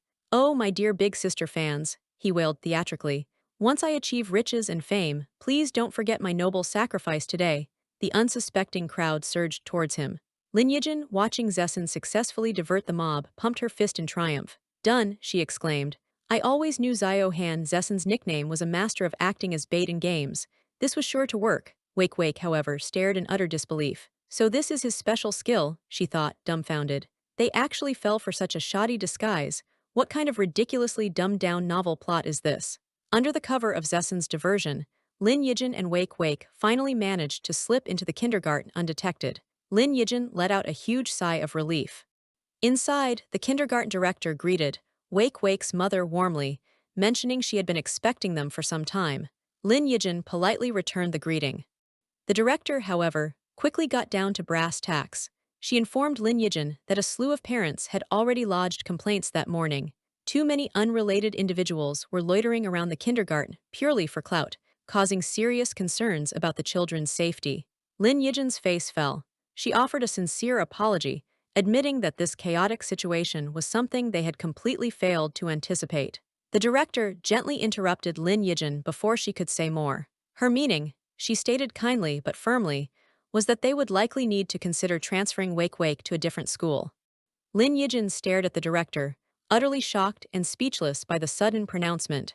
The director quickly reassured Lin Yijin, clarifying that she wasn't trying to expel them. In fact, she explained, a more suitable kindergarten had already proactively contacted them about Wake Wake. Just then, an impeccably dressed man appeared behind them. The man introduced himself with an elegant bow as Mr. Luo, the director of the prestigious Basie International Kindergarten. Lin Yijin's eyes widened in astonishment. Basie Kindergarten. She had certainly heard of it. It was an incredibly famous and notoriously exclusive institution for the children of the elite. A brief, comical flashback showed Mr. Luo being sternly lectured by a woman about the terrible feng shui of his office. The water features and trees were positioned all wrong for accumulating wealth, and his desk absolutely had to face east. Lin Yijin couldn't help but look slightly aghast at this display of extreme superstition. The original kindergarten director simply smiled knowingly, advising her that she would eventually get used to Mr. Luo's eccentricities. Mr. Luo, now back in the present, formally extended an invitation for Wake Wake to join Basie International Kindergarten. He confidently assured Lin Yijin that Basie was, without a doubt, the most suitable environment for a child of Wake Wake's unique standing. Lin Yijin, though grateful, was also bewildered. She thanked Mr. Luo for his generous offer, but couldn't help but ask why they were being invited so suddenly and with such enthusiasm. Mr. Luo's eyes shone with an almost fanatical gleam. He clasped his hands together dramatically and exclaimed that Wake Wake was the noble benefactor that the ancient trigrams had guided him to find. He elaborated breathlessly, explaining that he had consulted numerous masters of divination, astrology, and various esoteric arts. They had all, he claimed, described a benefactor with specific characteristics: a Sagittarius moon, a dominant wood element capable of overcoming water and fire, and Wake Wake, he declared, matched every single mystical criterion perfectly. After watching Wake Wake on the television show, Mr. Luo continued passionately. He knew with absolute certainty that she was the destined benefactor. Only by her enrolling at Basie, he insisted, could the kindergarten ensure a year of smooth sailing and prosperity. Otherwise, calamity was foretold. Lin Yijin listened, completely baffled by this unexpected metaphysical halo surrounding her daughter. Lin Yijin, still trying to process this bizarre turn of events, hesitantly brought up the rumored annual tuition fee of 300,000 yuan, a sum they simply couldn't afford. Mr. Luo, however, waved his hand dismissively and declared with a grand gesture, all tuition fees would be completely waived. Lin Yijin was utterly stunned. And that wasn't all. Mr. Luo announced that Basie would also provide Wake Wake with an annual scholarship of 100,000 yuan. Furthermore, he assured Lin Yijin, upon Wake Wake's enrollment, the school would significantly bolster its security measures to ensure that no unauthorized individuals or troublemakers could approach her. Lin Yijin remained in a state of bewildered disbelief. Lin Yijin, grasping for a practical concern, mentioned that the Basie campus seemed quite a distance from their home. Wake Wake, listening in, internally groaned, "Are we seriously discussing logistics now? Don't you dare refuse such a heaven-sent opportunity, Mom." Mr. Luo acknowledged the distance could be an issue, noting that most Basie families were affluent and typically employed chauffeurs. Suddenly, a brilliant idea seemed to strike Mr. Luo. He turned, a thoughtful glint in his eye, and immediately made a phone call. He was ordering a school bus, he announced, a brand new, dedicated vehicle custom-built exclusively for Wake Wake. And if, by some chance, they couldn't arrange a driver in time, he declared with flourish, he would personally drive it himself. Lin Yijin was genuinely touched by Mr. Luo's extraordinary dedication and thoughtfulness. Wake Wake, however, couldn't shake a nagging feeling of suspicion. His attentiveness bordered on the uncanny. Mr. Luo simply beamed, stating it was merely what he ought to do. Convinced, or perhaps simply overwhelmed, Lin Yijin finally agreed to entrust Wake Wake to Basie International Kindergarten. Mr. Luo, beaming, assured her that with Wake Wake gracing their halls, Basie's fortune for the upcoming year was absolutely guaranteed to be magnificent. Mr. Luo bustled off to handle the enrollment procedures. Lin Yijin let out a long, shaky breath, a wave of relief washing over her. Finally, she thought, she wouldn't have to worry about finding a new kindergarten for Wake Wake. Later, Mr. Luo was on the phone, his voice crisp and efficient as he confirmed that all the arrangements for Wake Wake's admission had been properly taken care of. He then spoke to the person on the other end of the line, expressing his gratitude. If they hadn't specifically instructed him to give special attention to Miss Wake Wake, he confessed, he might never have discovered this great benefactor. He assured them he would personally oversee this important matter. Wake Wake, overhearing snippets, grew increasingly suspicious, wondering who could possibly be pulling strings for her behind the scenes. The figure on the other end of the call, shown only in silhouette but unmistakably Zessen, coolly instructed Mr. Luo to continue diligently monitoring Miss Wake Wake's situation. Back in President Duan's opulent office, Mr. Luo respectfully informed him that Miss Wake Wake was all set to begin her studies at Basie Kindergarten the very next day. President Duan, swirling a glass of red wine, offered a curt but satisfied, "That's good." Secretary Zhang, ever observant, ventured a question. He asked President Duan how he had known so quickly that Miss Wake Wake would be mobbed by fans that day, subtly probing if the president had perhaps dispatched other personnel to watch over them. President Duan merely took a sip of his wine and replied enigmatically that he had his own network. The network was then hilariously revealed. President Dewan was an active member of Wake Wake Loving Moms fan group chat 3. Messages flew back and forth, discussing Wake Wake's change of kindergartens and how the live streamers had wasted their time at the old location. President Dewan, using an intimidating profile picture of a stern-looking Western gentleman, typed a message into the group. I hope everyone refrains from trying to discover her new kindergarten. Let's all give Wake Wake a normal and happy childhood. A fan account with Wake Wake's picture immediately replied, this sister speaks the truth. Everyone, let's consciously resist and not spread any current news about Wake Wake. President Dewan scowled at his phone.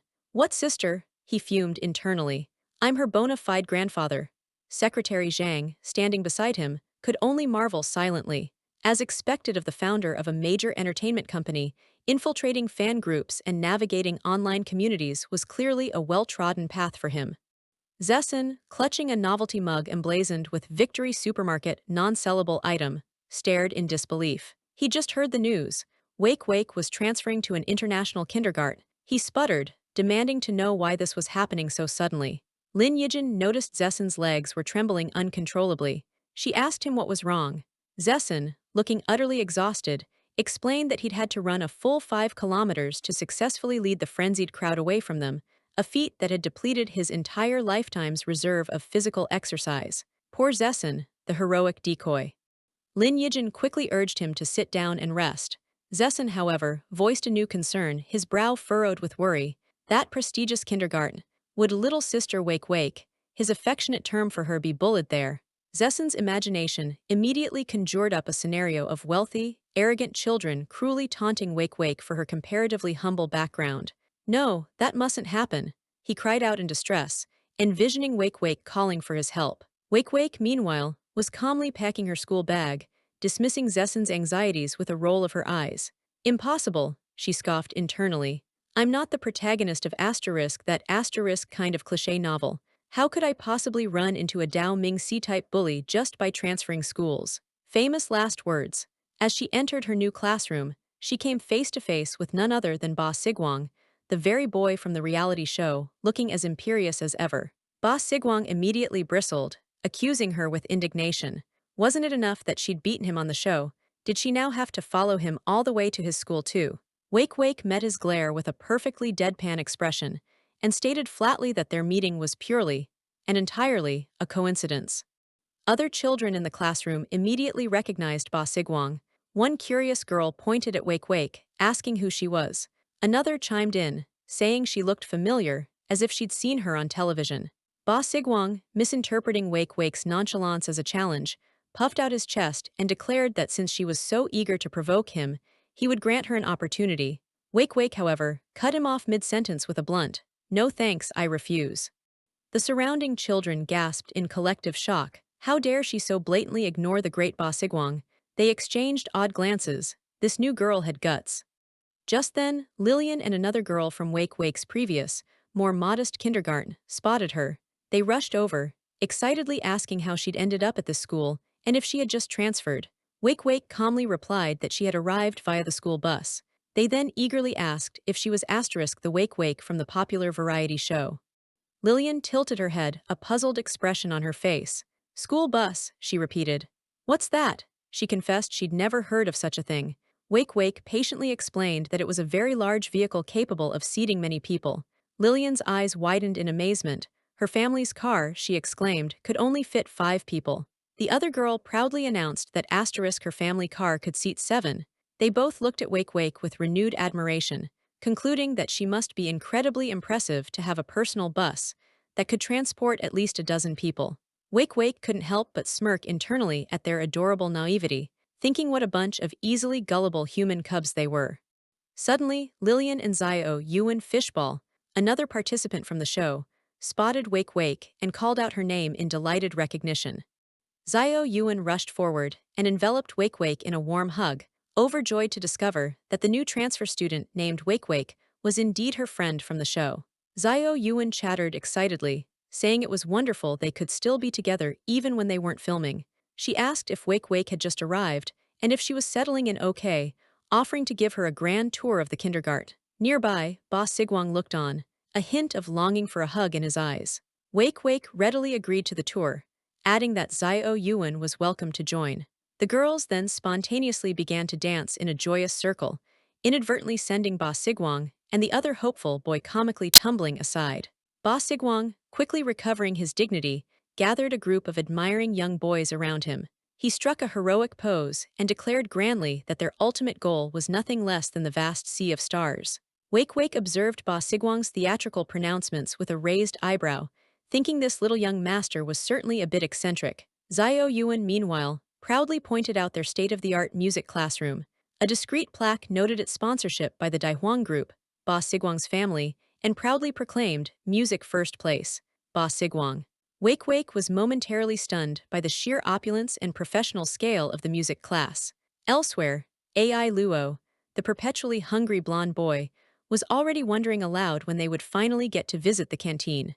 Next, Xiao Yuan enthusiastically presented the art classroom, which resembled a miniature museum, complete with genuine masterpieces adorning the walls for the children to study and emulate.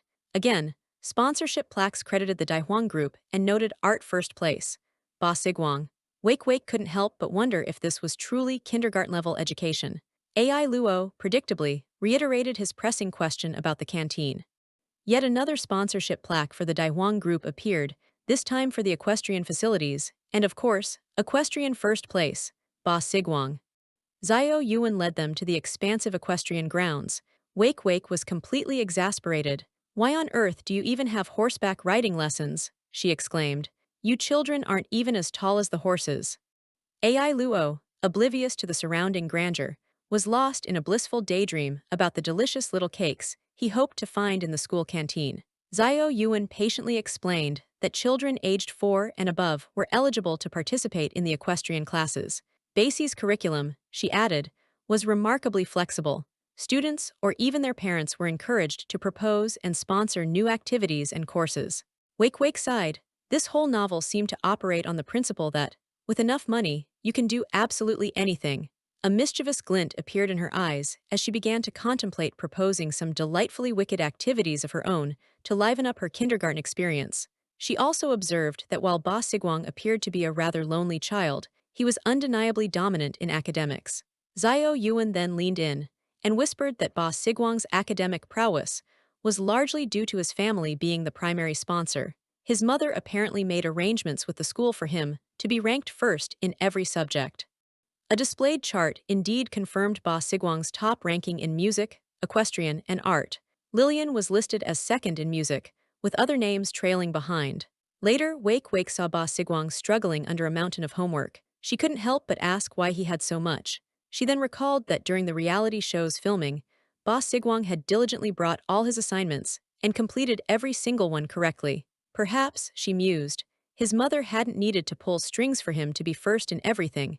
Maybe he was genuinely hardworking after all. Nearby, a young boy with the surname Wang burst into tears as a large, symbolic rock, inscribed with the words Wang clan bankruptcy, dramatically crumbled before him, signifying his family's supposed impending doom. A nearby girl clucked sympathetically, asking Wang if his mother hadn't repeatedly warned him never to offend Ba Sigwang. Wang continued to wail, convinced his family was utterly finished. Another child dryly commented that Wang's big mouth had certainly cost him dearly this time. Ba Sigwang, witnessing Wang's distress, looked utterly bewildered. He explained, confused, that he had merely told Wang it was getting cold and he should remember to wear more clothes. Why on earth was he crying so hysterically? Wake Wake watched Ba Sigwang's clueless reaction with a sigh. The poor, dense fellow was clearly being isolated by the other children and was completely oblivious to it. His social senses were, to put it mildly, exceptionally dull. The school day ended, and children began to stream out of the impressive Basie International Kindergarten building. Wake Wake boarded her exclusive, reindeer-themed school bus. She mused that she had initially expected a commoner child entering such a wealthy, elite kindergarten to face subtle ostracism. Ironically, it seemed the one actually being shunned was the wealthiest and most influential child of all, Ba Sigwang. She then mentally chided herself for worrying about him like some meddling old grandmother. Wake Wake noticed the bus hadn't moved. She turned to Director Luo, who was in the driver's seat, and asked why they weren't leaving. He calmly replied that they had to wait. The auspicious time for departure had not yet arrived. Wake Wake internally combusted with frustration. Was this man a fortune-telling master moonlighting as a kindergarten director? She silently screamed. What dire calamity would befall them if they dared to drive off before the auspicious time? An accident, perhaps. A cunning, mischievous smile slowly spread across Wake Wake's face. She turned to director Luo, her voice dripping with false sweetness, and asked if, by any chance, she could borrow the school bus for a little while the next day. The following day, Wake Wake stood proudly at the entrance of her reindeer bus, beaming as she welcomed her classmates aboard. Wow, a reindeer, they exclaimed, finding the decorated bus incredibly cute and exciting. The children explored the bus with wide-eyed wonder. One boy noted with surprise that the seats weren't made of real leather. A girl marveled at how spacious it was. Another wistfully commented that it would be wonderful if they could have their lessons right there on the bus. Ba Sigwang, however, remained unimpressed. He crossed his arms and sniffed disdainfully, remarking that it was still somewhat lacking compared to his family's luxurious RV. Suddenly, the bus doors hissed shut, and the children's excited chatter turned to panic. They tried the doors, but they wouldn't budge. It seemed they were truly trapped. Wake Wake, now sporting a pair of impish devil horns, let out a theatrical cackle. My, she declared with mock villainy, it seems you are all my hostages now. The other children stared at her, their faces pale with terror. Perched calm Mendok Sudupke, Inus on a distressed director Luo's shoulder, still wearing her devil horns and brandishing a toy devil mask, Wake Wake proclaimed with relish, your fates now rest entirely in my hands. Evil mastermind Wake Wake was truly in her element. The scene abruptly shifted to the serene Shengsen Pavilion. Two young attendants gazed respectfully towards a woman, Saintess Pyoksu of the Bayu cult, who was seated at her ornate vanity table, preparing herself. Saintess Pyoksu admired her reflection in the polished mirror, a small, pleased smile playing on her lips. Her beauty was, in her own esteemed opinion, quite remarkable. One of the attendants sighed with adoration, gushing over how breathtakingly beautiful the saintess was. Even before reaching full adulthood, she wondered aloud how many valiant heroes would inevitably clash and fight desperately for her favor in the years to come. Saintess Pyoksu continued to gaze at her reflection, a delicate pout forming on her lips. Why, oh why, she lamented with mock despair, was she cursed to be born with such devastating, nation-toppling beauty? She struck a dramatic pose, her eyes half closed, and declared with a tragic sigh that she was, alas, a true femme fatale, a beauty destined to bring misfortune. The two attendants exchanged exasperated glances. One of them whispered urgently, demanding to know who had been foolish enough to place that magic mirror in the saintess's chambers again. Her recurring narcissism sickness, it seemed, had relapsed once more. The other attendant chimed in, her voice laced with disbelief. Was the saintess still preening in front of the mirror? She'd been at it for a full hour. Didn't she have cultivation practices to attend to or meals to eat? An older, more experienced attendant patiently explained to a group of newer recruits that their esteemed saintess was truly wonderful in countless ways, save for one rather unique personality quirk. The older attendant leaned in conspiratorially and whispered that the saintess's illness had, unfortunately, flared up yet again. A stern-looking woman named Rongu approached Saintess Pyoksu. She reminded the saintess, not for the first time, that her looks were, frankly, as common as radishes throughout the martial world. Even if someone were to carve her likeness, it would hardly cause a ripple. Why, Rongu questioned, did the saintess feel the need to constantly hypnotize herself with such delusions of grandeur? Saintess Pyoksu pouted, protesting that she was, in fact, naturally beautiful. Why wouldn't they allow her to see her true reflection clearly? Instead, they insisted on providing her with those dreadful, pitted bronze mirrors that deliberately made her appear unattractive. Rongu's expression was unyielding. She firmly grasped the saintess's chin and commanded her to look up and face her directly. With brutal honesty, Rongu delivered her assessment. The saintess, she stated unequivocally, was really only above average in appearance. The narrative explained that telling a young woman, who genuinely believed herself to be a peerless, once-in-a-generation beauty, that she was merely above average, was a far more devastating blow than informing an ordinary-looking girl that she was plain or even ugly. The latter, the narrator continued, might possess some degree of self-awareness, while the former, often arrogant and accustomed to praise, would be deeply unwilling to confront such a harsh reality. Saintess Pyoksu was shown metaphorically struck down and crumbling under the weight of the words, above average. Rongu then softened her tones slightly, acknowledging that the young saintess's skills in enchantment were indeed quite good. However, she continued, the timing and the targets of her displays were consistently inappropriate. As the dignified saintess of the revered Beiyu cult, how could she possibly show such weakness and frivolousness at every turn? If anyone, Ronggu warned, ever dared to belittle or disrespect her in such a manner in the future. Ronggu's eyes blazed with a fierce protective light. You must poison them, she declared vehemently. Chop them, curse them, and ensure their entire family line is severed. She concluded with a sharp pinch to the saintess's cheek, making her yelp in pain and shock. Saintess Pyoxu, tears welling in her eyes, whimpered that Ronggu's lesson was indeed correct. She acknowledged her error. Ronggu pressed on with her lecture, her voice ringing with conviction. Saintess, she proclaimed, you are a once-in-a-century genius of our sacred cult. You are destined to carry our unorthodox cause to glorious new heights. The cult leader himself poured his very heart and soul into nurturing you.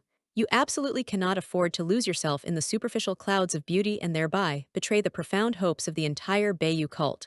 Saintess Pyoxu, however, harbored her own, less reverent thoughts. She was just a little bit narcissistic, she mused, a tad prone to self-love. Why did Ronggu have to make such a monumental issue out of it? Besides, she reflected, the cult leader's so-called nurturing mostly consisted of periodically tossing a few ancient secret manuals and some medicinal pills her way, then dispatching a couple of senior cultists to keep an eye on her. What heart and soul was Ronggu even talking about? Forcing a bright, obedient smile, Saintess Pyoxu declared that she would diligently remember Ronggu's teachings. Her grand ambitions, she vowed, were far from being fulfilled. Ronggu nodded, satisfied for the moment. Pyoxu, she said, now is the time for you to diligently cultivate your talents and sharpen your skills. When the mountain flowers are in full bloom, then it will not be too late for you to leisurely gaze at the heavens. Pyoxu, however, looked distinctly unimpressed and rather annoyed by the poetic lecture. The scene shifted back to the attendant from earlier, still explaining to the assembled newcomers. Our saintess, she reiterated, is truly good in every conceivable way, except for one rather special characteristic. She genuinely believes that every single man in the entire martial world is hopelessly in love with her, and that the entire world, in fact, revolves solely around her. A small, bespectacled girl with a fan, presumably the narrator of this side story, addressed the audience directly. Why was this particular saintess so wonderfully eccentric? Readers, she teased, would have to wait for the next installment to find out. This marked the end of that particular chapter. Back on the hijacked school bus, Ba Sigwang demanded to know what hostages even meant. The other children were sobbing, wailing that Wake Wake seemed to be a terrible person, that the poor director had been taken away, and desperately pleading for him to wake up from his apparent stupor. Wake Wake, still sporting her devil horns and an impish grin, leaned towards them menacingly and asked if she looked like she was merely joking around. Xiao Yuan, her face pressed against the bus window, peered out in a panic. She confirmed with a terrified gasp that the school bus had indeed already driven out of the kindergarten grounds. Wake Wake, she realized with dawning horror, was absolutely serious. Devil Wake Wake cackled, announcing her grand plan. Today, she declared, she would drag them all off to Santa Claus's workshop, where they would be forced to toil as his little helpers, wrapping presents until Christmas Day. The unfortunate children were then shown miserably engaged in forced labor, surrounded by mountains of gifts and wrapping paper, all dressed in Santa's elf costumes. Ai Luo, ever the pragmatist, timidly inquired if Santa at least provided meals for his workforce. Xiao Yuan burst into fresh tears, wailing that this meant she wouldn't be able to see her beloved parents for half a year. She wanted to go home. She then lamented internally that Wake Wake had only asked her to act as a trustee or accomplice, not to actually deliver such over-the-top, Chunabiu-esque lines. The children wailed from inside the bus, one crying out for his parents, another lamenting the prospect of hard labor, all while realizing their ride was apparently Santa's reindeer-pulled sleigh in disguise.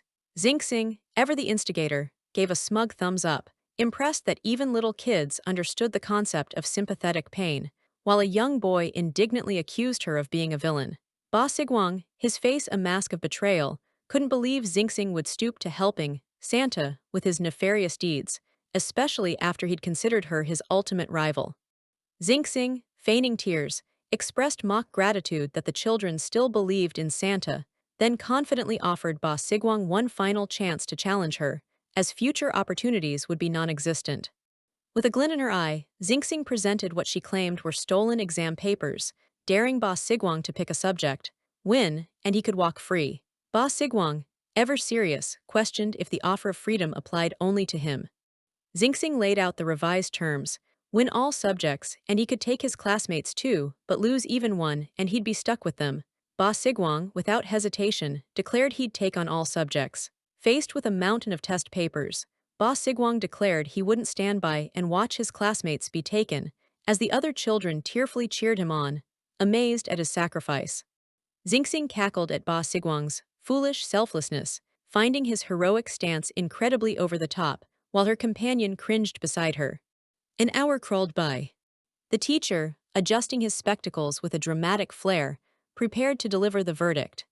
With a triumphant announcement from the teacher declaring Ba Sigwang the victor across all 10 subjects, the children erupted in cheers.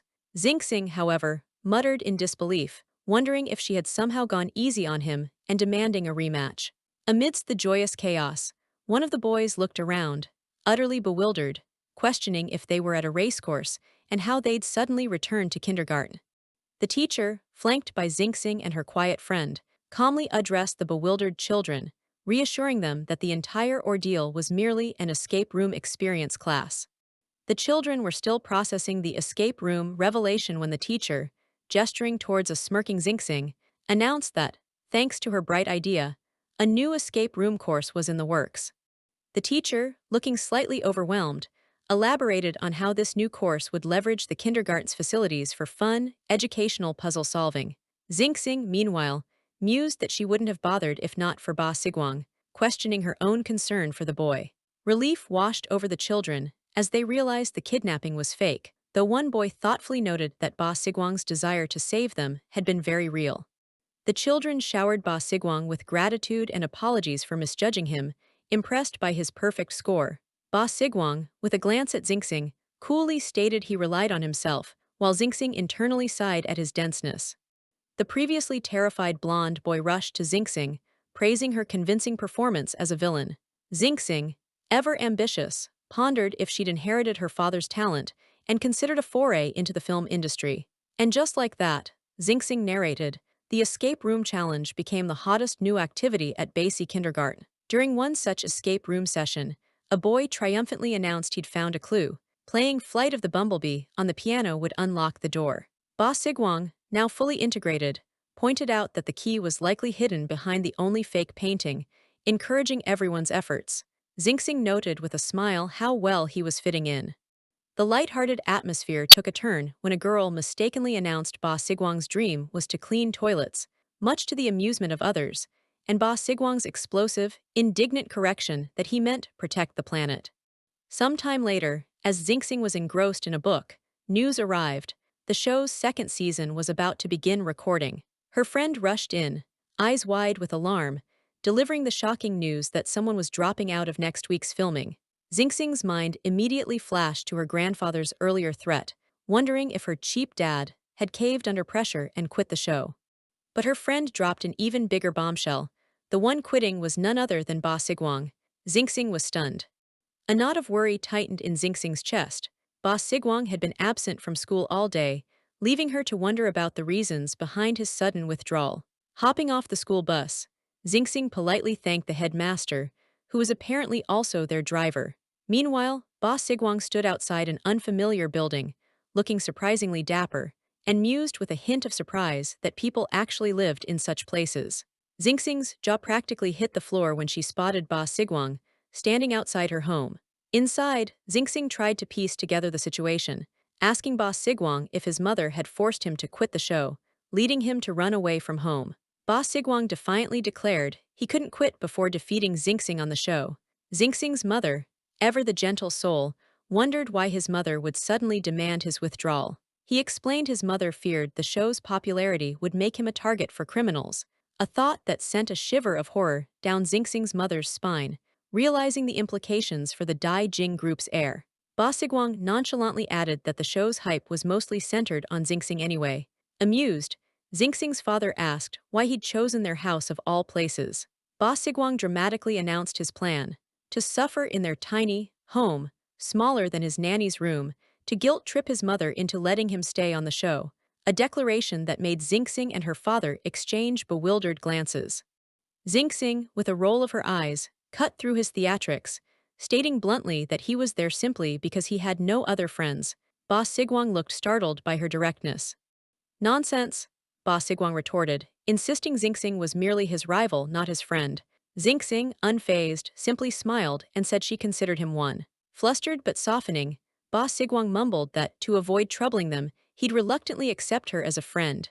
Xingxing's mother, delighted, offered him Xiao Han's room, prompting an unheard protest from her son about his own sleeping arrangements.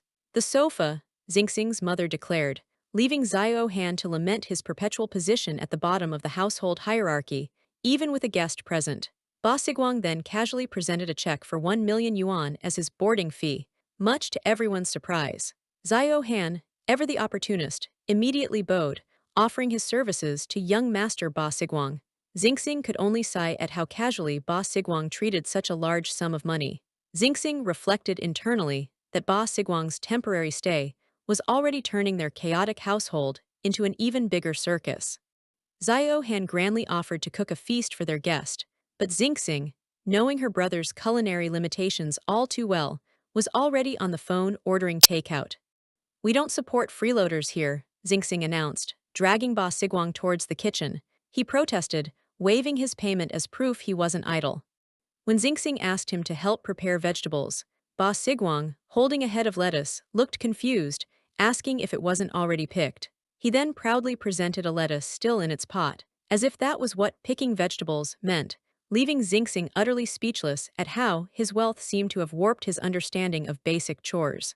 Xiao Han proudly announced dinner, revealing a stark contrast: his own questionable-looking dishes versus the clearly more appetizing takeout ordered by Xingxing.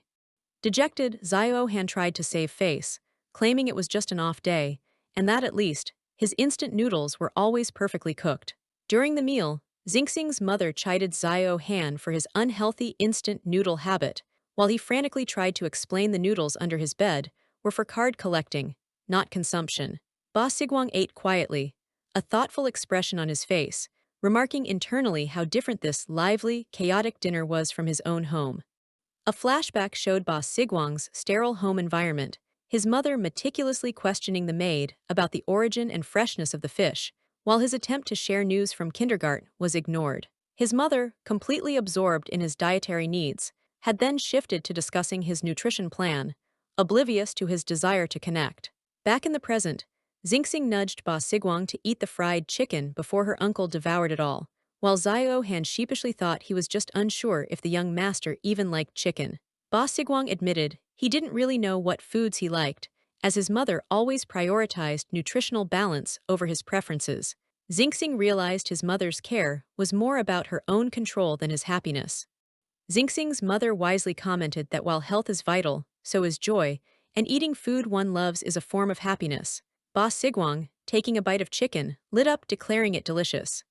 Encouraged by Xingxing's mother to voice his desires, Ba Sigwang excitedly requested a trip to the amusement park. Xingxing mused that her gentle mother was just the person to heal his emotional deficits. Xingxing's mother worriedly suggested informing Ba Sigwang's family, but Xingxing, knowing his mother's overprotective nature, was certain he was already being tailed. Meanwhile, Ba Sigwang and Xingxing playfully bickered over who was taller. Just as Xingxing predicted his family would arrive soon, the doorbell chimed. "They're here," her mother announced. But standing at the door wasn't who they expected. It was Duan Yunzhang, the famous actor, leaving Xingxing's mother utterly flabbergasted as he urged her to let him in before paparazzi spotted him.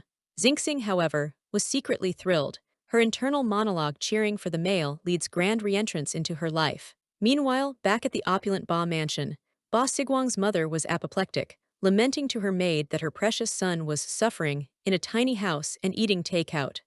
She raged that Lin Xingxing must have lured her son away, and demanded the maid retrieve him immediately.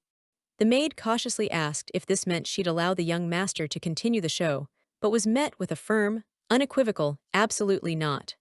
The maid gently advised that forcibly bringing him back without a plan might worsen things, prompting Ba Sigwang's mother to fret about her son's delicate nature. A thoughtful look crossed the maid's face. She knew just the person who might be able to persuade the young master to return. The maid then contacted Duan Yunzhang, reminding him that Ba Sigwang had called him dad in a show preview, suggesting the boy must rely on him. Duan Yunzhang scoffed, dismissing the dad comment as manipulative editing for ratings, but the maid pressed on, describing Ba Sigwang's current hardship at Xingxing's very small house.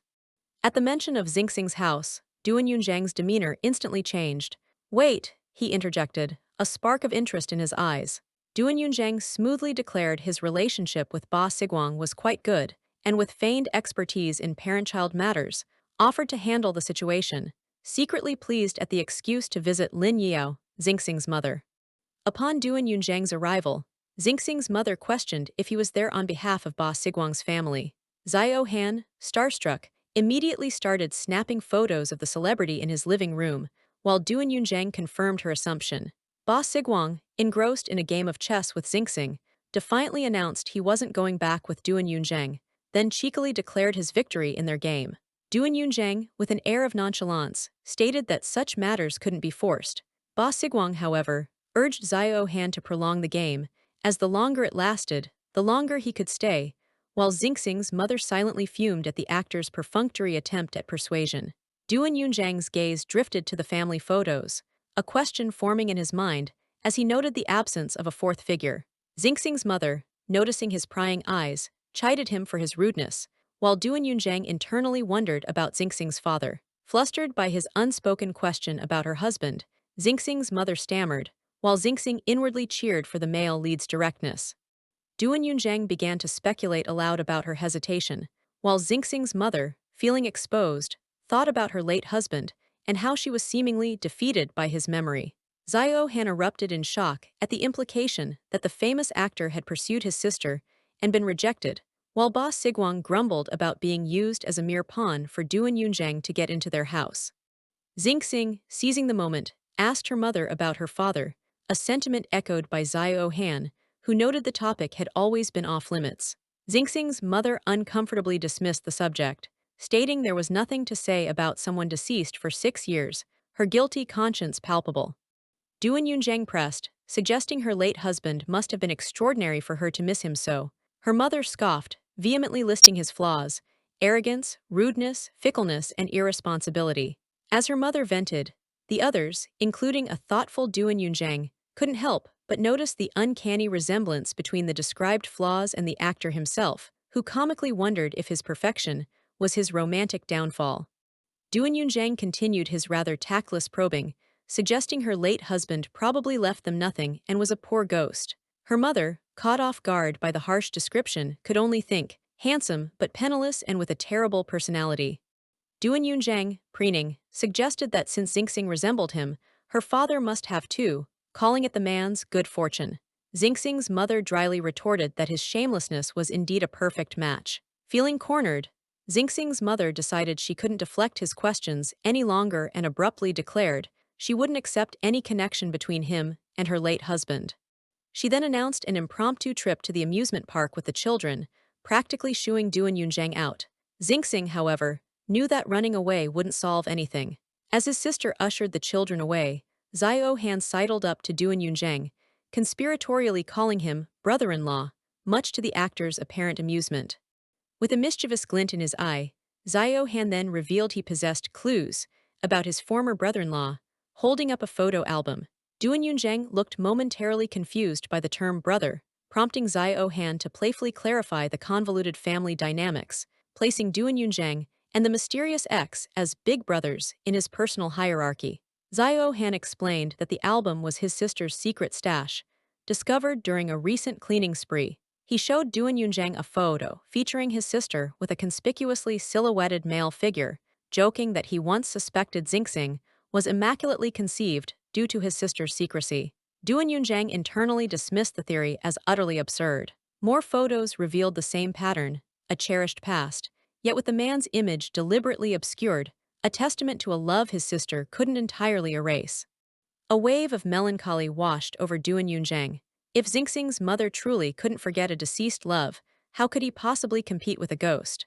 Suddenly, a detail in one photo sparked a connection. He recalled her earlier words about taking the children to the amusement park, a plan confirmed by Xiao Han.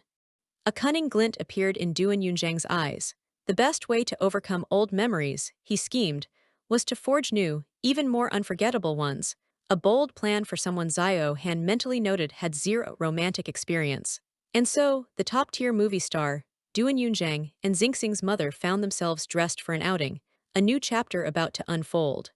The popular variety show's cute kids, Xingxing and Ba Siguang, were also decked out, though Xingxing couldn't help but feel their attempt at a low-profile outing was ironically making them even more conspicuous. At the crowded amusement park, Xingxing's mother impatiently questioned Duan Yunzhang's presence, urging him to wear a mask before he caused a scene.